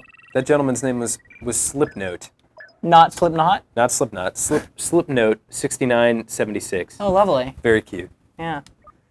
Top of the board. That doesn't surprise me. Where are we going now? Galactic Assault until they're done? There's 20 more seconds to vote. Oh, 20 more seconds. It looks like Go. By the time you see this, it'll be too late. We'll just chill in the menu. Slipnote is my dad, Twitch chat says. Yeah, so Heroes and Villains is the clear leader here, I think. All right, let's do it. I'm down. That's going to be fun. All right, Hunt Showdown. Progression. What is progression? Progression is the ability to confer better items to players or different items to players. Webster defines progression as a way to, number one, help them customize and kind of reach a core fantasy of what they want their character to do, and number two, tell a story. And also, I think aesthetics play a big part in it. So that's what progression is. And nobody seems to really understand how to do progression right these days. I feel like people are taking crazy pills, and nobody can get progression right. Destiny can't get progression right. Battlefront can't get progression right. It's because there's this pressure for games to live forever now. Yeah. Right? This is part of what I'm talking about, where the progression system in this feels like it needs to be long because there's this expectation that the game needs to last a long time. But that expectation didn't exist 5 years ago when games were just like being made, you know. 5 years ago, I think it did. Well, I think it was actually popularized in the shooter space by Modern Warfare. Okay. And that's okay. And look what Modern Warfare didn't have that bad of a system. All of their weapons felt fundamentally different to use, so you could grind for those. You could grind out some skins or whatever, attachments. You could still customize your character. You could still fulfill a class fantasy. That's very important. Disabling certain things for some classes so other classes can do them. That's an important part of a role-based fantasy in any game. And then it also had prestige. And what is prestige? Prestige is the Kylo. Prestige is the end-all, be-all. We're going to make 50 JPEGs, and it's going to take you 9,000 hours to progress. If you want to do that, go for it. Who cares? I'm all for those systems. That's fine. It gives you a cool little emblem. Look how much I played this game. That's fine. But progression is being misunderstood from a becoming entwined with monetization standpoint, and also just what we want as progression. So let's go to Hunt Showdown, which is a game that I'm really looking forward to, but I kind of right off the bat am not interested in playing because of the progression system. So what is the progression system, you ask? Well, thank you for asking, Tom. You can. You're welcome. It's permadeath, and basically it's 2v2v2v2, and the idea is to kill a monster, and then take that monster and run out with it as a trophy. And that is this is a game that is coming out from Crytek, and that is going to allow you to get better weapons, better abilities, customize your character, level them up. But then when that character dies, everything is gone. Everything. Nothing is retained. And I think that is taking it too far in the opposite direction. That permadeath is going to not make it fun to play. It's going to be an oppressive experience, and also people are going to play very differently. That progression is going to have a fundamental impact on the way people play that game. They're going to go around that game camping, not taking any risks. It's not going to be a fun, dynamic space, and that's something that progression should think about. Yeah, that So, was a very unexpected part of that game too. because I'm no longer interested in playing that game. It's flat out. I know that I'll get too salty. I know that people are going to be too crappy with the way they play. No one's going to want to have fun. You should be incentivizing fun. Anyway. So we also did a poll of what villain you want to see next, and Darth Maul. looks like the leader right now is Darth Maul. So if you want to chime in on which villain you'd like to see next, go on over to IGN. Oh, Yoda's there. This is cool. I haven't played this mode yet. Oh yeah, it's fun. It's chaotic. It's like All right, so what do I got? I got it's this. I total got madness. Block. I got the freeze. I have the pull, and then I have that. Okay. You also have a button that you can press where you just like whine a bit. Really? No. Oh, that'd be dope. Can I take my mask It's one off? of his emotes. Can I take my mask off and the whole theater laughs? Because that was my experience with it. No, stop it! So the way this mode works, I guess a lot of people at home probably have not played it either. The way this mode works is 4v4. One team is all heroes, one team is all villains, and since there are 4 base heroes each time, you can. Everyone will always be a hero. It looks like. Can you press A to start? Oh, okay. We're being Darth Maul now. All right. Cool. I noticed that I was like kind of locked into just spamming the right trigger and not really being able to use abilities. But so it says you will be the next target, and what that means is the game basically plays out in rounds where oh yeah. Oh man, he did a shoulder charge. That's so cool. It plays out in rounds where each team, one of their heroes becomes the target. Sure. And if the other team can kill the target, they get a point, basically. And it's the first team to 10 points wins. And each time a target is killed, it randomizes to do the next target. So it's this kind of interesting dynamic of, it's chaos because everyone's a hero and all the heroes are like inherently overpowered. Sure. But it's this interesting dynamic of like, you're both trying to protect one of your people while also trying to kill a specific one of theirs. It's like a weird variation of like human capture the flag almost. That's kind of cool. It's very strange. But it's a fun one. It's a fun mode. The interesting thing though is that as you saw there, because someone on your team has Darth Maul unlocked, they could be Darth Maul, and that means that both Kylo Ren and because someone had Darth Vader unlocked, both Kylo Ren and Darth Maul are available, right? So now you can switch to Bosk.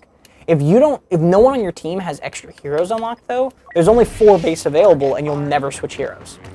So that's another great example of how the progression system is bad. Yeah, it does hurt this game. You're gonna be the target for a 3rd time now. Whatever. I'll just run. I'm very fast. Boba Fett is the best to be the target as because you can just fly away from everyone. And you have your sensor so you can see people through walls. Sure. And so you just like know exactly where they are and they can never get to you. The Emperor is just funny, man. He's just so silly. One thing I want to point out that I think a great job was done in Battlefront 2 is the animation, the level of attention to detail, especially with the heroes. Game. Like they nailed the cadence the way that Luke Skywalker moves. He's not like this very super hyper athletic guy. And so he kind of moves around as such. And then Darth Maul feels like Darth Maul. He doesn't feel like a difference of character.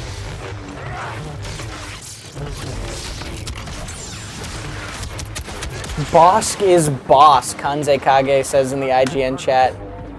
I know a lot of hardcore Star Wars fans are gonna jump on me for this, but I don't get why Bosk is in this game. I know he's like big in the Clone Troopers stuff or in the Clone Wars show. Oh, is he? Okay, then I take. How like, dare you? I know. And then he's got a bunch of stuff in the like extended universe. But man, why is Bosk in this game? It's so funny to have Bosk next to Darth Maul and Yoda. Like it is. Oh, the mind control. Oh, it's awful. Hey, I died canonically. Needs more Jar Jar. It says in the YouTube chat. I actually would love Jar Jar as a character, and I think that, as a hero. Yeah. So like, if you think about like Hearthstone card design and kind of what is that guy's name? What is his name? The gnome that will either turn somebody into a 1/1 or a 5/5. It's just pure random. Oh goodness, now I'm totally blanking. Tinkmaster. Tinkmaster Overspark. Yeah. So that card is not good, but it can be really good, and I think Jar Jar should be designed as such. Like, he has abilities that are just randomly targeted and are sometimes amazing, but are other times awful. I think he should be like wobbling around with one of those like balls stuck to his foot. You know what I mean? We just had long conversations about balance and progression, and now we're just like, just Yoda. add randomized Jar Jar in there. Ooh, yeah. Yoda. I didn't even know what was hitting me. I know, he's so tiny. He did pre-order, so there's that. Yeah, he did. That's one of the pre-order cards. Or no, that's the deluxe edition cards, I think. I'm just tired in my soul. This is a very frustrating part of this game too. Is even if they've removed real money microtransactions, anybody who purchased the deluxe edition still gets fancy max level cards. Or purchased microtransactions before. Like, Yeah. a bunch of people spent hundreds of dollars and are now just the best. Which, like, I don't even really care, because I don't know. It's difficult for me to articulate why I feel that way about it, but I wish I could, like, jump down there into, like, You will die in classic Darth Maul fashion Yeah. if you fall down that hole. It will be let me get down here canon, and, I believe. Come here. Come here. Ha-ha! Ha-ha! Take that, Lando. Yeah. I just killed the second coolest character in Star Wars. Ooh, Kanze Kage saying, I'd love to see Grievous. I would too, man. General Grievous would be crazy cool in this game. But I feel like I can't use my abilities, which is apart from annoying. Darth Maul, like, Rey is so good. yeah, she's really strong. She's not that. What's crazy is she's not that great in Rey's regular mode. You got meleeed. Yep. She had a lightsaber and she still meleeed you. She kicked me with her fist. Who can say? Apart from Darth Maul and young spry Yoda, there's like, and all the droid trooper stuff there, but there's not much of the prequel trilogies in this game. Why is Han just giving up? So that's his death animation. That's his death animation? Yeah. I've never seen it that clearly.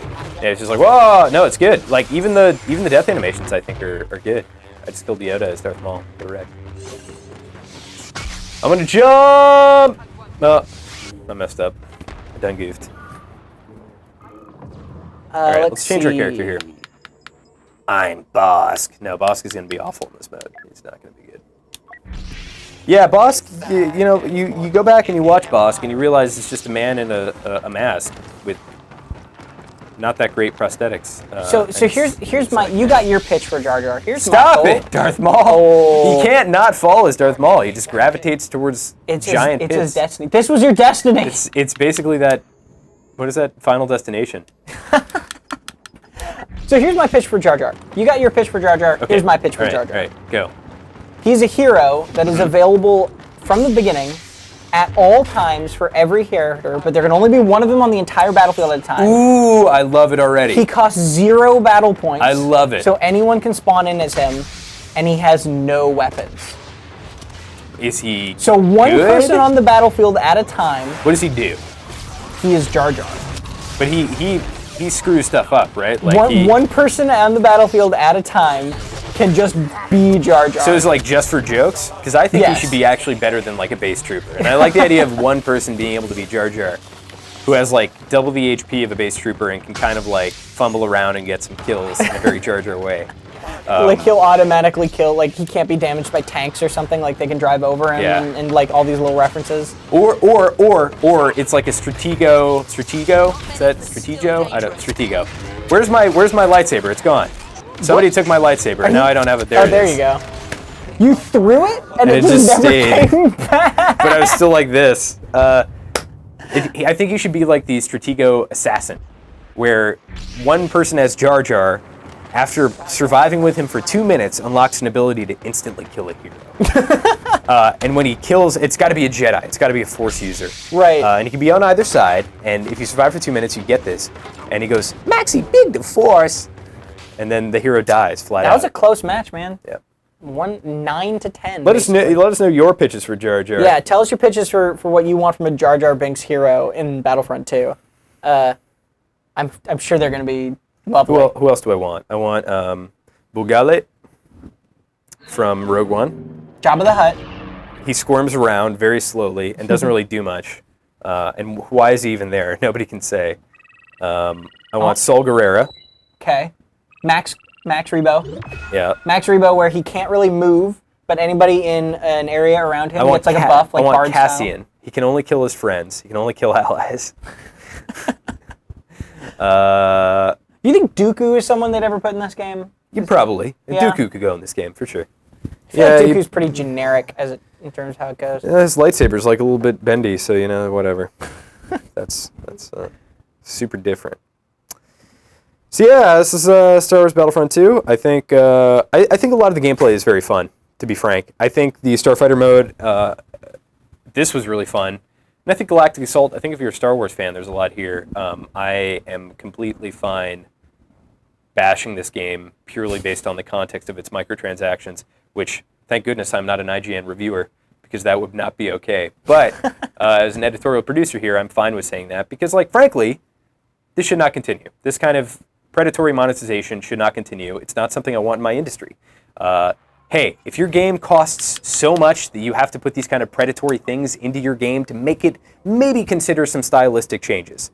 Maybe consider not giving Rey thousands of pores on her face, and instead making it stylized. Focus on the gameplay, and then your game won't cost $1 billion trillion to make, and you won't have to have me dishing out $5 increments to like feel like I can compete. So I think that's another big problem. I was actually doing an interview with Glenn Schofield, and we were just talking about the fidelity of a modern Call of Duty game, how massive that is, and how from a gameplay standpoint, there are not a lot of changes, and that I think there's a big dissonance there.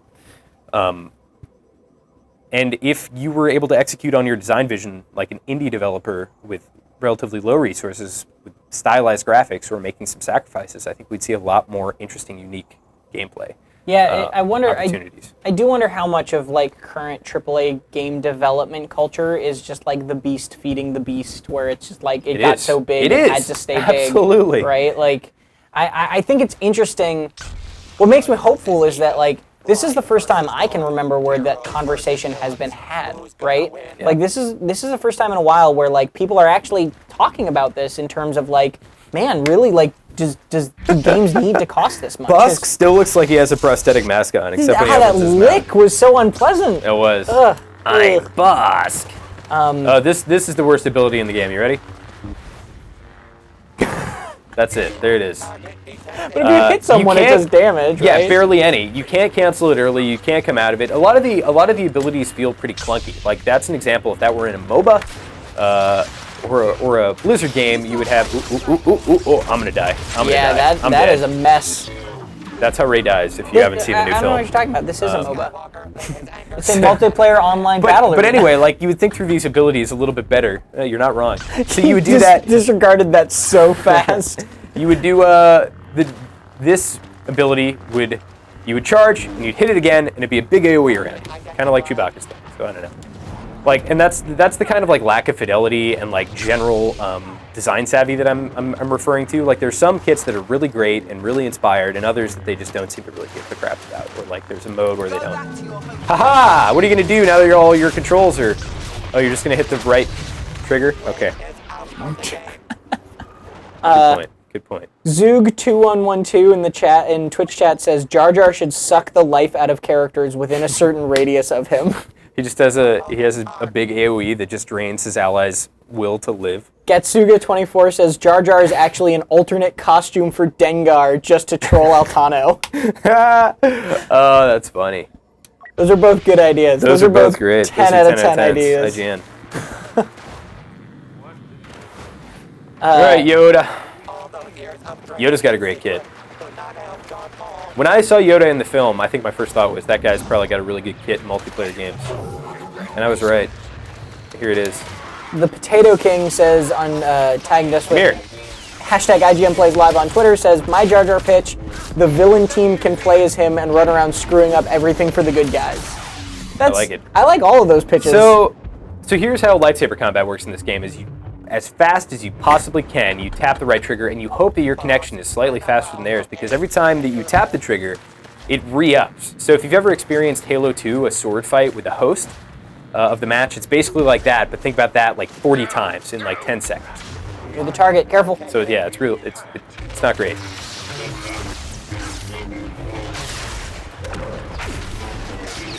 Take that, Darth Vader. I love those little hops he does. Are just ooh. Also, like, I just can't. I don't know. There's no rhyme or reason. It feels like we're. Darth Vader all covered in mud. It feels like we're devolving. Like, go back to. What was the Knights of, not Knights of the Old Republic, Star Wars Jedi Outcast. There's also a, oh. Come here, bro. Did Bosk just get, like, electrocuted by the Emperor? Yeah. Welcome to Battlefront. I almost said a bad word, but Heal I didn't. yourself! Heal yourself! I can't. It's a shield. I can't activate any abilities when someone's styling on you with a lightsaber for his reasons. Also, he's got 2 cards. That must be it. That's the only reason he won. I know it in my soul. Bum bum bum bum bum. All right.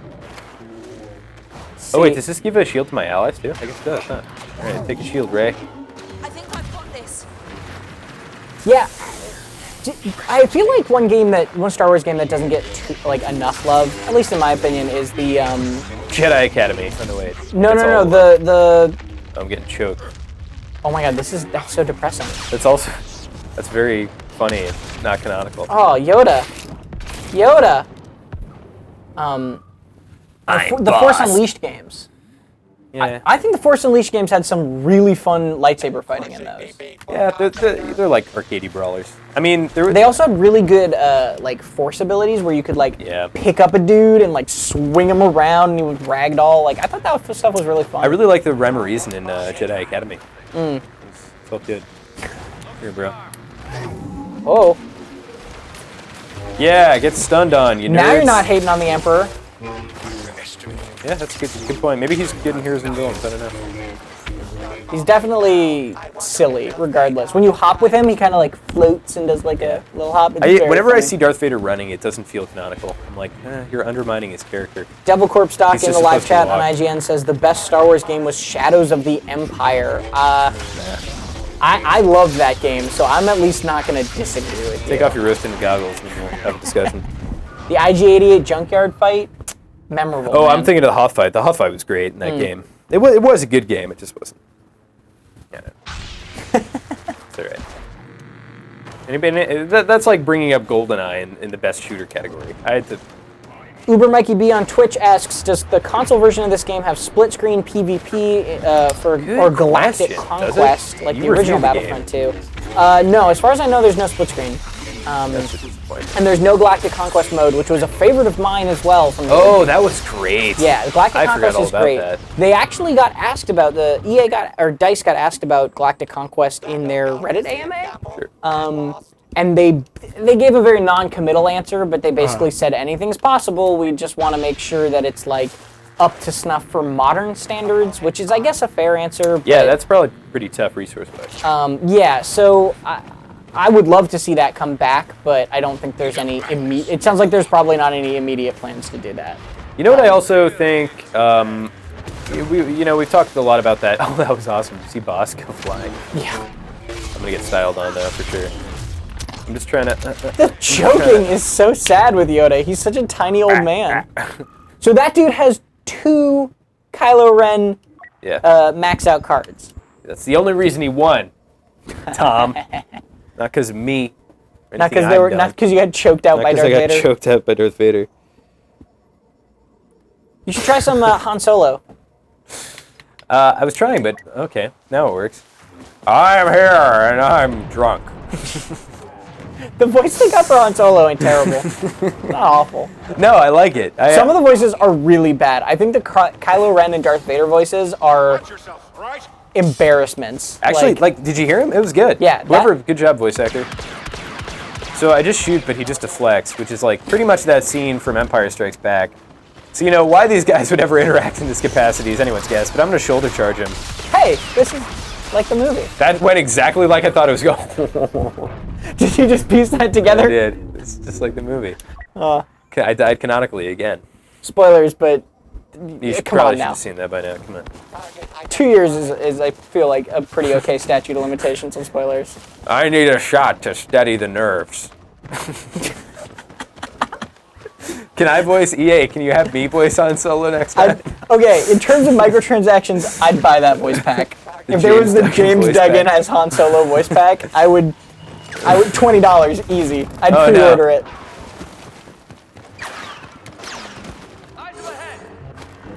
Look at this. Look, this is the most Han Solo punch. I just want to get away from being killed by my son for a second. Look at this Han Solo. Ha ha! It looks like he's kind of going in for like a hug, like he's gonna Yeah. grab you and like noogie you a little bit. Like, Oh, come here, Chewie. you think Han noogies Chewie? Probably. Nah. Oh, hey, it's that scene. Oh. I'm gonna shoulder charge you. Yeah. Who can forget that classic scene where Han shoulder charges Darth Vader and sends him flying down a flight of steps? As Bosk shoots a grenade launcher at him from behind. Oh man, man. Seeing Star Wars characters is fun like it. Yeah, and this is one of the things is like I gave the game a relatively low score, right? Not like insanely low, but That's it. everyone That's has their own Han Solo's perspective kit. I'm gonna throw a bomb. But there is a joy to shot. this game. Oh, you got frozen. There is a joy to this game in just running around as Star Wars heroes and fighting each other. Like, if only this was fun. you're not having fun? I'm having fun in a Star Wars capacity, not in a gameplay stance. Like, Yeah. Han Solo can't go toe to toe with any Jedi. That's insane. Maybe if here, let's try this ability. Try spinning. That's a good trick. Oh, you're just gonna spin. Just gonna wait. What's your right bumper again? Or your, Here we go. just like a massive blaster? Yeah, come here. Ha, ba, ba, ba, ba, ba, ba, ba, ba, ba, ba, ba. Oh, hey, that did some damage. I did some damage, and then I shoulder charge him, but I can't because, lightsabers interrupt anything. Come here, son. You almost did it. Let me give you a noogie. 10 out of 10, you tried. Come here, my boy. I got a shoulder charge. Mitchell has started a poll in the IGN live chat asking, do you think Han noogies Chewie? So far, it's 80% to 20% and yes. Yeah, absolutely he does. Would you not? I mean, like, that's the first thing I do when I got close. So I'm going to try and... No, I can't. You have to assume that Han shoulder charged Kylo at some point when he was a child, and that's where all that animosity came from. Hoodsie94 on Twitch chat asks, is there a game mode that doesn't allow cross-era heroes? And the answer is No. I don't think so. Nope. No. Even Galactic Assault. Yeah. Even Starfighter Assault. I was trying to think. I was like sure it was no, and then I was like, He doesn't wait have a the minute. cross section for his. He doesn't have the little. Yeah, so I'm pretty sure you can just kind of hop All right, in. let's get at it. Let's go do some Gal Assault. How much time do we got? Oh yeah, 30 so minutes. arcade mode is I guess Loud Cobra points out arcade mode is kind of an exception to that. Arcade mode is interesting. We could show a little bit of it off, but I feel like we should just stick to the Yeah, let's multiplayer. do Arcade mode, for those who don't know, is basically like these very bite-sized single player against AI versions of multiplayer matches, right? Like, so it's like you'll jump in and it'll be like you can be Leia or Luke or the base classes and just like kill 40 dudes before they kill 40 of your dudes, and like that's it. And it's very, very quick. They're amusing, but they're not necessarily like a reason to play the game, and very frustratingly, they're capped at 500 credits. You get 100 credits when you win an arcade mode match. They're capped at 500 credits per day, which is like so arbitrary. Like, I'm not trying to grind out arcade mode, but like Loot crate. so loot arbitrary. crate. Loot crate. Woo! Yeah! Oh, I got a blue. Oh man, I'm feeling fulfilled as a human. Get out You of got my a victory face. pose too. I don't Congrats. give a French fry. To give you also, you just got a blue. I don't When care, we man. opened None of this 60 loot matters. crates, because we bought a bunch of loot crates to try to see what you would get. I just need And when you crafting could, man, materials that so was I can- quick. I don't care. I'm literally just looking for crafting materials so I can craft this dumb healing ability. But when we opened 60 loot crates, we got 3 blue cards in that entire time, which is about the same.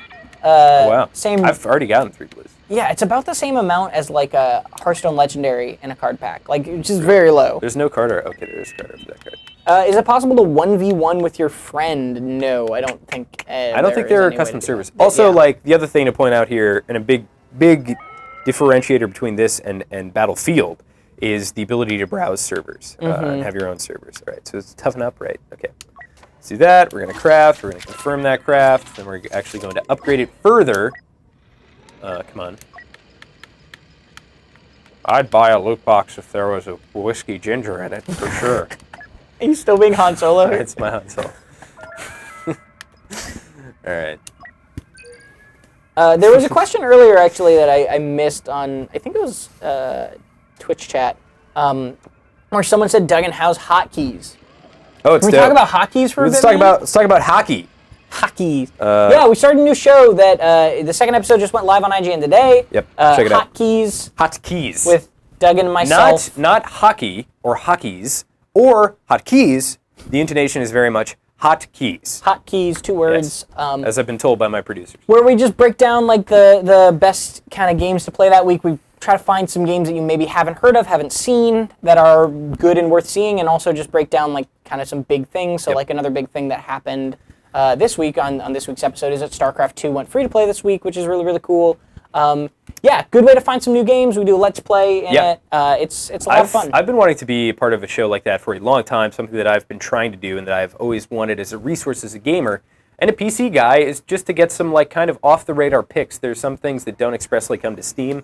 There's some things that by the time they do come to Steam, they're already out of like their open beta or whatever. But if you really want to get in on the ground floor with some of the stuff, they're all Tom's picks, with the odd exception of me throwing my weight around and requiring. You contribute. There's sometimes we'll be like, this needs to be in there. But other than that, yeah, Tom is very good. You were showing me Hand of Fate 2. Yeah, that was really cool PC game that I was totally unaware of, and I feel like I'm pretty close to like Hand of Fate 2 is a fun game.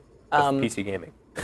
Nick Advanced on Twitter tagged us with hashtag IGN Plays Live and said, can we get a comparison of Bosk's head and Thug and Duggan's arms? Go full screen. I'll do a Bosk pose. Somebody put Bosk's face on my body. You got to do the creepy lick though too. That's. Well, I mean that would be the mask. And announce your presence in a match by explaining to the audience Imagine who if you Han are. did that. I am Han Solo. I am Han Solo, Captain of the Millennium. Doesn't he do that in the first game? Captain of the Millennium Falcon. Oh my god, dude. The enemy must be contained and eliminated. Intercept the rebels. Buy more loot crates, you will. Alright, so I'm a big fan of the Death Star 2. Just as a set piece, I really like the aesthetic. I really love that they have to specify Death Star 2. Yeah. I feel like that's not many people. He's got an SMG. Almost. Well, he's got it's a laser pistol at the end of the day, but basically an SMG. Yeah. Let's fight the rebels. The other thing that I have an issue with, actually in this and Destiny, is the activation time on abilities. It's like, I watched this great, I like to go to GDC a lot, not just GC, but GDC back, I don't even know if they still have it. Anyway, it's a game developer thing. Game developers give these great talks. And one of them was Blizzard talking about animation fidelity and what makes a responsive feel. And a big part of it is not having wind-up animations, just getting to the execution and then having a lot of detail in the like retracting animation. Right. So when you put up a shield as a Titan in Destiny, they go, and there's like this big push into it, but what that translates to is it feels clunky and bad. And it is clunky because it takes like, oh, there's glass there. It takes like, 2 seconds for the shield to go down, and by that point, you're probably already dead. Yeah. So, it's those subtle things too that like I think of another subtle thing in this game. A big reason the blasters feel better in this game is literally just audio design. I think just the audio design is so much better in this game that the guns feel better because of it. And you can see we're playing against some folks, and they all have some pretty advanced cards. That guy, not to bring this up again, but that guy that you just almost killed had a health boost from the commander. The commander had the max level health boost card that he got from the deluxe edition of the game, and likely he would not have had enough health to survive your final hit if he didn't have that. That's a really good point. Like, I'm not trying to blame cards all the time because I don't think they make or break the balance of this game, but there are moments like that, and that feels bad regardless of like the reality of the situation. That felt lame, right? Yeah, that feels really bad. That was your teammate, by the way. I know. I was looking at my radar. I just look in the lower left of the screen the entire time. Tractor control has fallen. They'll head to the generator next. Also, like, I see a stormtrooper I shoot at some point, It's kind of ingrained in my behavioral DNA. I like the default weapon a lot for Assault. The other thing that's worth pointing out is, like, a lot of resources going into creating these star cards and creating that whole progression system. I would have just preferred more weapons. I think the arsenal is when you section your troopers out into different classes, then they don't just have a common pool of weapons anymore, which, by the way, you could have a common pool of weapons. That'd be fine, not that that's in the game. But I would like to see more weapons, period. Yeah, no, I would too. That was a thing that Max put... Oh, no. Thank goodness. Check this out. I'm going to heal. Get another kill there, kind of. Yeah, that heal is nuts. That heal is really good. It's just nuts. Like, I can't play without it, frankly. It replaces the scan dart, Yeah. which is a very good kind of new player ability, right? Yeah. Like the scan dart is real good for when you're just... Look at that guy's codes. The scan dart is real good for starting out, which is nice that it's the base one. But yeah, that heal is... It's crazy. Yeah. I just did squats yesterday for the first time in a long time, and I can barely walk. So I'm glad we're sitting. Feeling like boss? I'm boss. Does you think that's what it says on his resume when he's applying for bounty hunt? I'm boss. Cybershark on Twitter tagged us with hashtag IGNPlaysLive and asks, for someone on the fence, how much would you recommend price dropping by before buying? That's a very personal question. I have an answer. Yeah? $30. Yeah? I'd pay $30 for this game. Okay. Yeah, I think that's a good number. Because the truth of the matter is, it's not an irredeemable game in that it is fun. Like, this moment-to-moment stuff is fun. It can absolutely be fixed. Like, they do not have such a fundamental problem with like, mechanics. I'm going to melee him. That they can't fix it. I do think this game could be, but like, that is the tale of AAA game development in the year 2017. This game could be great in a year, right? It's releasing now. It could be great in a year. It could be absolutely worth buying and playing. But it's and not, then there's going to be now. a sequel, or then there will no longer be support for it. So that is just like what you have to expect. So either A, you nail it at launch, or B, you don't, and I'm not on board and will never be on board. That's it. It's as simple as that. It sounds like a bastardization, but it's not. That is how I think as a gamer. Because look, you're competing against some people that are thinking way ahead of you in terms of like what they want to accomplish as a developer. So being stuck in this kind of like archaic AAA design space, it's a big problem when you're trying to push games as a service as your primary product. It is at odds with conventionally monetized and funded gaming. Yeah. And I know most people don't want to get that into it in terms of like depth, but.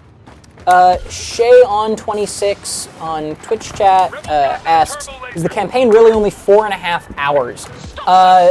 Your mileage may vary, but it did take me about 4. I know some people that it took closer to 3.5, and I also know people, one person in the office took 6, one person took 7. It's not long though, and I think those people were either dying a lot or meandering. It took me about 4, and I think 4 to 5 is a fair average estimate, probably. No. Ooh. That rare burrito with that improved thermal detonator, although I don't think he used that it. Was that was me. That was 100% Let's just keep blaming me. cards. Yeah. Blame the cards, blame your team. This is the way. Let's do this. Feel the hatred flowing through you. Kanze Kage says, good guy Duggan doesn't skip leg day. No, I don't. You can't. You'll look ridiculous. Darthmon26 on YouTube asked, is it worth buying for the campaign alone? Absolutely not. Glad you said it. Yeah, that is an easy answer for me. Like, the campaign is amusing. But it's not what you should be buying this game for. This game is absolutely still a multiplayer game first. The campaign very much feels like one of those shooter campaigns that feels like an extension of the multiplayer. This is whatever, he died. Some of the campaign levels are literally just multiplayer maps. There's a Jedi in there, I can tell, because someone's being tossed Yoda. around like a rag doll. Who else would it be? So yeah, the campaign is amusing if the rest of the game, if you buy the rest of the game, but it is not worth buying the game for. You know what had a great campaign and great multiplayer? Titanfall 2. Oh well. Yeah. That's kind of... It was short. It was a similar scenario. Like, you shouldn't have purchased it just for the campaign, but it almost felt like complimentary because there wasn't an obscene amount of development resources. You could just tell because of the length of the campaign. The focus was still very much on the multiplayer, but oh well. I mean, I didn't enjoy this game very much, but there are people out there who could. and might and probably do, right? Like it. If you can treat what the it heck as happened here? yeah, wow. If the ship just opened, wait, Yeah, I'm not sure how space works. But, Okay. I'm not a scientist. like I'm not going to speculate. if you're willing to ignore the fact that there is a imbalance in the game, which is hard to do, and I couldn't do personally, you can enjoy it for the Star Warsy side of it because it is very, very faithful to the source material. I mean, like, yeah, look around. Like it's a very good-looking game. It feels like Star Wars. It looks and sounds like Star Wars, but I personally that wasn't enough for me. Like I needed some sort of actually coherent, You know what's surprising balanced, to me? complex thing underneath it, and I didn't feel I got it. Is that actually, for me, is more of a Band-Aid than I thought it was going to be. Like, I thought I wouldn't really interesting. care about the Star Wars, but man, I'm pretty into the Star Wars part of this game. It's very got Star shot in the Warsy. face. Yeah. You did get shot in the face Yeah, this by Han Solo. this thing is weird, but That thing called a controller. yeah. Let's hunt some I'm trying. I believe that's called a joystick. We gotta get a Zim so I can cheat with a mouse and keyboard. Oh God. Don't Zim, folks. Don't Sim, kids. We're still gonna win this. I've thing. actually used one of those just to test it out, and I Sure. think they're really not very good. Like they're do what they say they're gonna do, but like it doesn't feel like a mouse and keyboard. Dr. Beef on Twitch asks, Dr. Beef. is the game pay to win or pay to get major advantage over others? It was. I think it was, and it is no longer because you literally can't pay money anymore. Well, actually, for now. Yeah, those people paid and they won and will continue to win until we can catch up. Yeah, and you can still buy the deluxe edition to get cards that will give you an advantage. So are still elements of it. This is, I mean, in as far as, because that's a very, like, that's just rhetoric, the pay-to-win term. Yeah. As far as pay-to-win goes, this was about as bad as it got. In terms of, Pretty like, close. the AAA design space, the non-mobile gaming, like it's monetized like a mobile game that, and that's just the Wild West of monetization. And you're paying $60 or maybe more for It this, was, so. I mean, and an important thing to note, it was worse in the beta. Like, it was worse in the open beta, and EA, to their credit, at least a little bit, did backpedal on some of that stuff. They made it so that the highest level card couldn't be found in crates. They made it so that you can't craft rarities of cards until you hit certain levels playing. Those things did help mitigate the pay-to-win feel of the game. But yeah, you could still undeniably, inexcusably spend real money to get power in the game. Like, that is a fact. Yep. And arguably, like, you can't I anymore. can't speak. Arguably, you still could before they disabled it because I think the grind was a lot longer to get an epic card of the one you wanted than it was to get to the level where you're able to use the epic card. Yeah. So, yeah, it's just bad. They messed up, man. At the end of the day, it's like, I don't think it needs to be any more complicated than the fact that they screwed up their progression system and their monetization to a point where it affected permanently the rest of the game. And its reception and it moving forward. Like, I don't even think you have to speculate about regaining people's trust. I'm talking just about the game, it now, and the DLC moving forward. Yeah, it was really bad. I am looking forward to the free DLC. I'm interested in seeing what that brings to the game, but until it includes progression changes, kind of in the wall a little bit. Yeah. Okay. Until it includes progression changes, I'm not going to be back for good. God, this level looks exactly like the movie. It does. This is awesome. I didn't know this was a level. Oh man. So there's a couple good kind of things being brought up in the YouTube chat. Jonathan Reeves says they'll be back. The microtransactions will be back when the player base grows and late adopters need to catch up with early adopters. Bimpy then says EA is going to bring it back, but for now they probably don't want to ruin launch. And Gavin House asks, how long do you think before EA reintroduces the microtransaction system? Question. I think here's what I'll say. Question. Here's what I'll say about that. I think if they reintroduce it in anything less than a perfectly acceptable altruistic state, there will be outrage and it will be disabled again. But I wouldn't put it. I think people are going to say, "Oh, you're being a conspiracy theorist because you think they're just doing it for like sales at launch." No, oh man. What the heck is going on? I'm nailing the crap out of some stormtroopers. Come here. This is amazing. I've had a whiskey ginger and I'm ready to kill. He just like got behind them and they had no idea. Come here. Come here, you. Please get another one. Man, that was incredible. You can quote Han Solo on that. I've had a whiskey ginger and I'm ready to kill. We can all remember that line of From the Han movie, Solo's yeah, from the that film. was- it's iconic. Yeah. Iconic canonical line.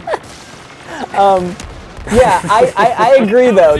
Whatever they bring back, they need to make it sure it's in a good state. And I don't think, in terms of when it comes back, I would personally be surprised if it came back. And I don't have any insider information on this. This is just a guess. But I'd personally be surprised if they brought it back before. Nice. I made it. Before Last Jedi came out in theaters. I think good point. I think that it's very likely that we're going to see a total holding pattern. That guy was hidden under the objective marker. Yeah, that's why you couldn't that's see him. annoying. I think we will not see any changes to the system until Last Jedi is out. And that's a Marty guess. Sleva has a really good hypothesis as to why the microtransactions were disabled. And it's because a Disney executive got on the phone with EA and they were like, fix this. I don't understand what loot boxes are, but fix this. There are sources claimed. I think it was VentureBeat ran an article with some sources that they said that shortly before the crystals were turned off, the CEO of EA and the CEO of Disney got on a phone call together. That is not substantiated, right? Like that's just a rumor from some sources, from unnamed sources. But if so, that would imply that Disney did have some sort of impact on that happening. Sure. We don't know if it is, but it would make sense to me personally, at least. I don't know. I have the potato aim bad with the controller, I'll be honest. I think you're doing fine. Yeah, no. think you're doing I'm having my passably. situational wins. I'm like kind of playing around the fact that the aim is just not there with the controller. As long as you can melee. Why would it be? I just don't care about being good on the controller. Those turrets have so much life. They do. They're like, They have so like much they took no hints from the fact that Blizzard had to nerf Torbjorn turrets. Oh, you go. Oh man. What happens if I do this? Aha! Did you do something? No, I actually like that. Jonathan Reeves on YouTube asks, is IGN playing on the Xbox One X? Yes. Yes, we are. Correct. But we have an opportunity as well. Sabotage the station's main weapon. Come on. Are you kidding me? How many shots for this stupid plastic armored stormtrooper to die? I thought that droid was somebody. Oh boy!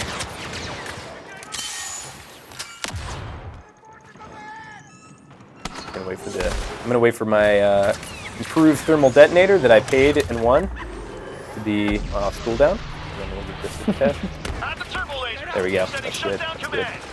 Ching. Player damage for 422 points, but not a kill. I think that was multiple players, Yeah. but yeah. You know, if you had gotten the deluxe edition of the game, you You would know, have had you an joke, improved grenade. but that might actually have killed people there. It might have. Oh, look at how many rocket troopers we're spawning in with, like a full brigade of these OP rocket troopers. Let's do it. God, that's such a Star Warsy Such an siren. iconic thing. Yeah. There's so many turrets in there. Yeah, but, like, they're honestly worth just putting down for like the health impact. Turbo lasers restarting. God, get out of here! We do it again. Yeah, so it will be interesting to see what kind of comes of this game as we go forward. There's some discussion about it. EA has said that they are going back to the drawing board in terms of progression stuff. Yeah, I'm They've sure. also said that they are going to bring microtransactions back at some point. Like, both of those things are true. I have literally no clue what they're going to do. This Like, is this guy peeking around this Yeah. corner. I did that once with a guy, but I had a stand dart on him, and literally he was behind a wall, and I could just he'd peek up, and I'd hit him in the head 3 times, and he'd drop, and then I'd just watch his health bar fill back up, and we did that 3 times before I finally killed him. How did you know how to change the camera? One shoulder to the other. Not in a controller. Hold what? Yeah. Well, that's just gonna bring me first person. isn't it? Maybe not. Oh, there we go. There you go. Okay. All right. Now we're ready. I had a whiskey ginger and I'm ready to kill.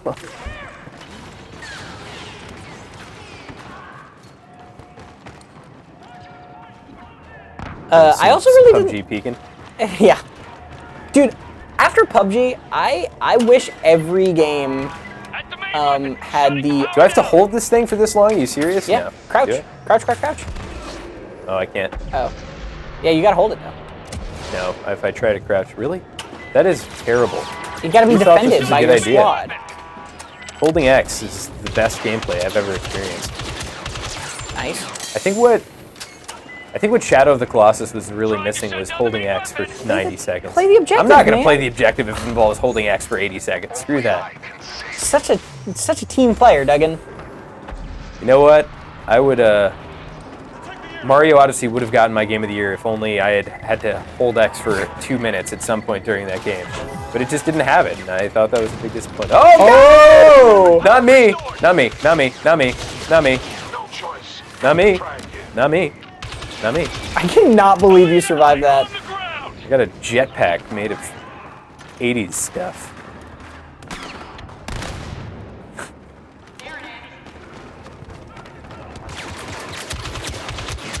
The other cool thing about being bad at controller gameplay is I can just buy another one. I guess this one. People blowing up my phone. I'm on a stream. Thanks. Yeah, I just kind of think too. Do we get like the same person texting us? Is it a group chat or something?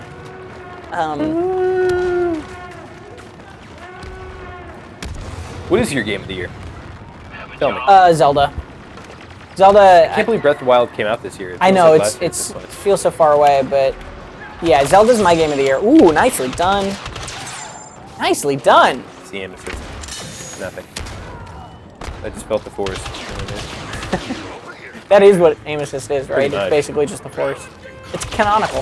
That would be great if it was just a Oh, you quantifiable stole stat. a kill from Yoda. Yeah, I don't care.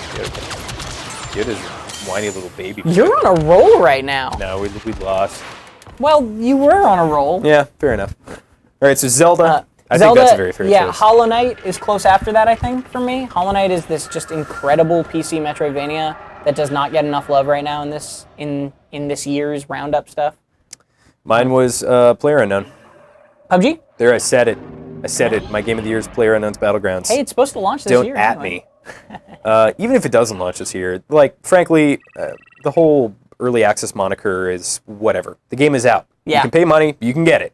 Whatever the developers want to quantify as their launch date is Here's a neither question. here nor there. Yeah. What's the difference between PUBG being in early access Sure. and having changes and Battlefront launching today and supposedly going to rework their entire progression system? You know what I mean? That's a really good question. Like they're both games that are available for purchase right now Yep. and need to be improved, and the developer has said they're going to. The difference is the source. The source for Battlefront is EA. Or, like, you understand that you are paying $60 for a finished product that is a cadence they have set in their past games. And the difference with Bluehole and PlayerUnknown's Battlegrounds is it's an early access game that happens to be pretty much a finished product.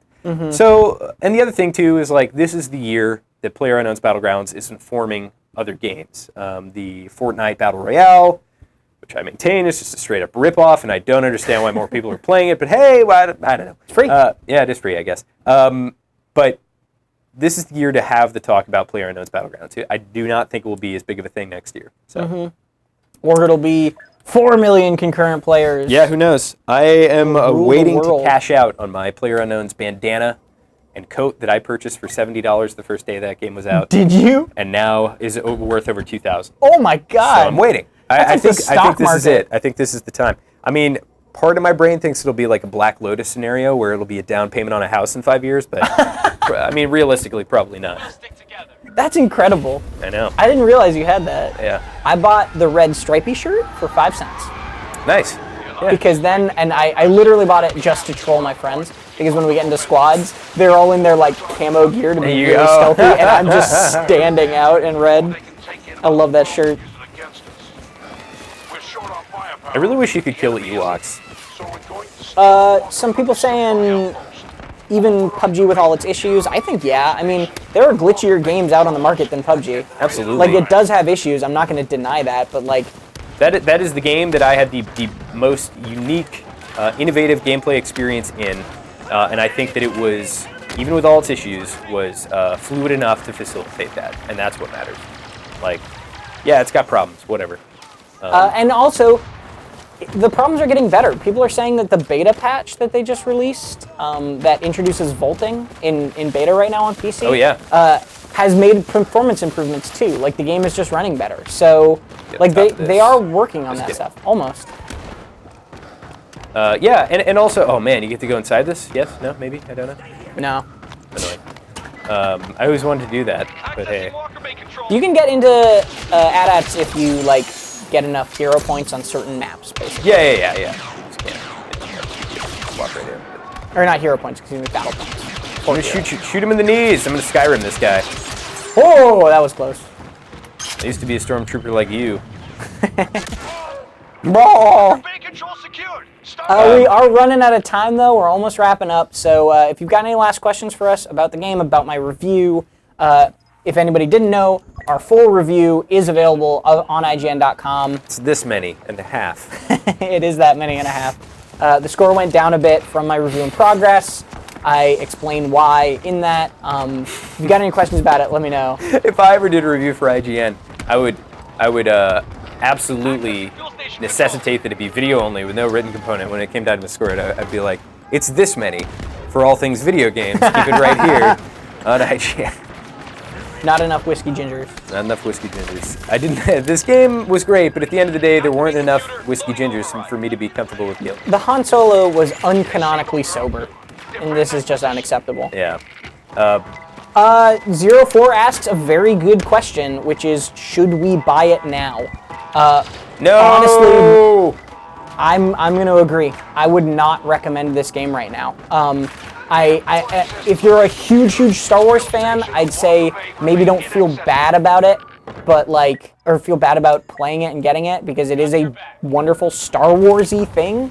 But until they lay out concrete changes that they are making to the progression system, I can't recommend the game. And then after that, I think actually the future looks pretty good for this game. I think it's got a pretty good It's got a lot of foundation potential. set in terms of its gameplay. That really just needs to be ironed out. And frankly, how wishy-washy they've been, and it's kind of feels. Been kind of a scoundrel about it. They've been like, okay, well, you noticed this, we'll get rid of this. Oh, and you noticed that, we'll get rid of that. We plan for you not to notice this. It all seems like, hey, we'll wait and see how outraged the audience gets, and then we'll just remove it. And I don't like that. Eat Sleep Game Repeat says I bought it and I love it. And you know There what? you If you bought it and you love it, cool. Good for you. You know, good. I'm genuinely glad that you're having fun with the game, because that's what games are for, man. Having fun. But I think we're just about out of time. Out of time, yeah. All right, let's take us out. All right, Tom Marks, thank you so much for more information. His review, you can check that out on IGN.com. And for more things, Battlefront and video games in general, you're already in the right place right here at IGN.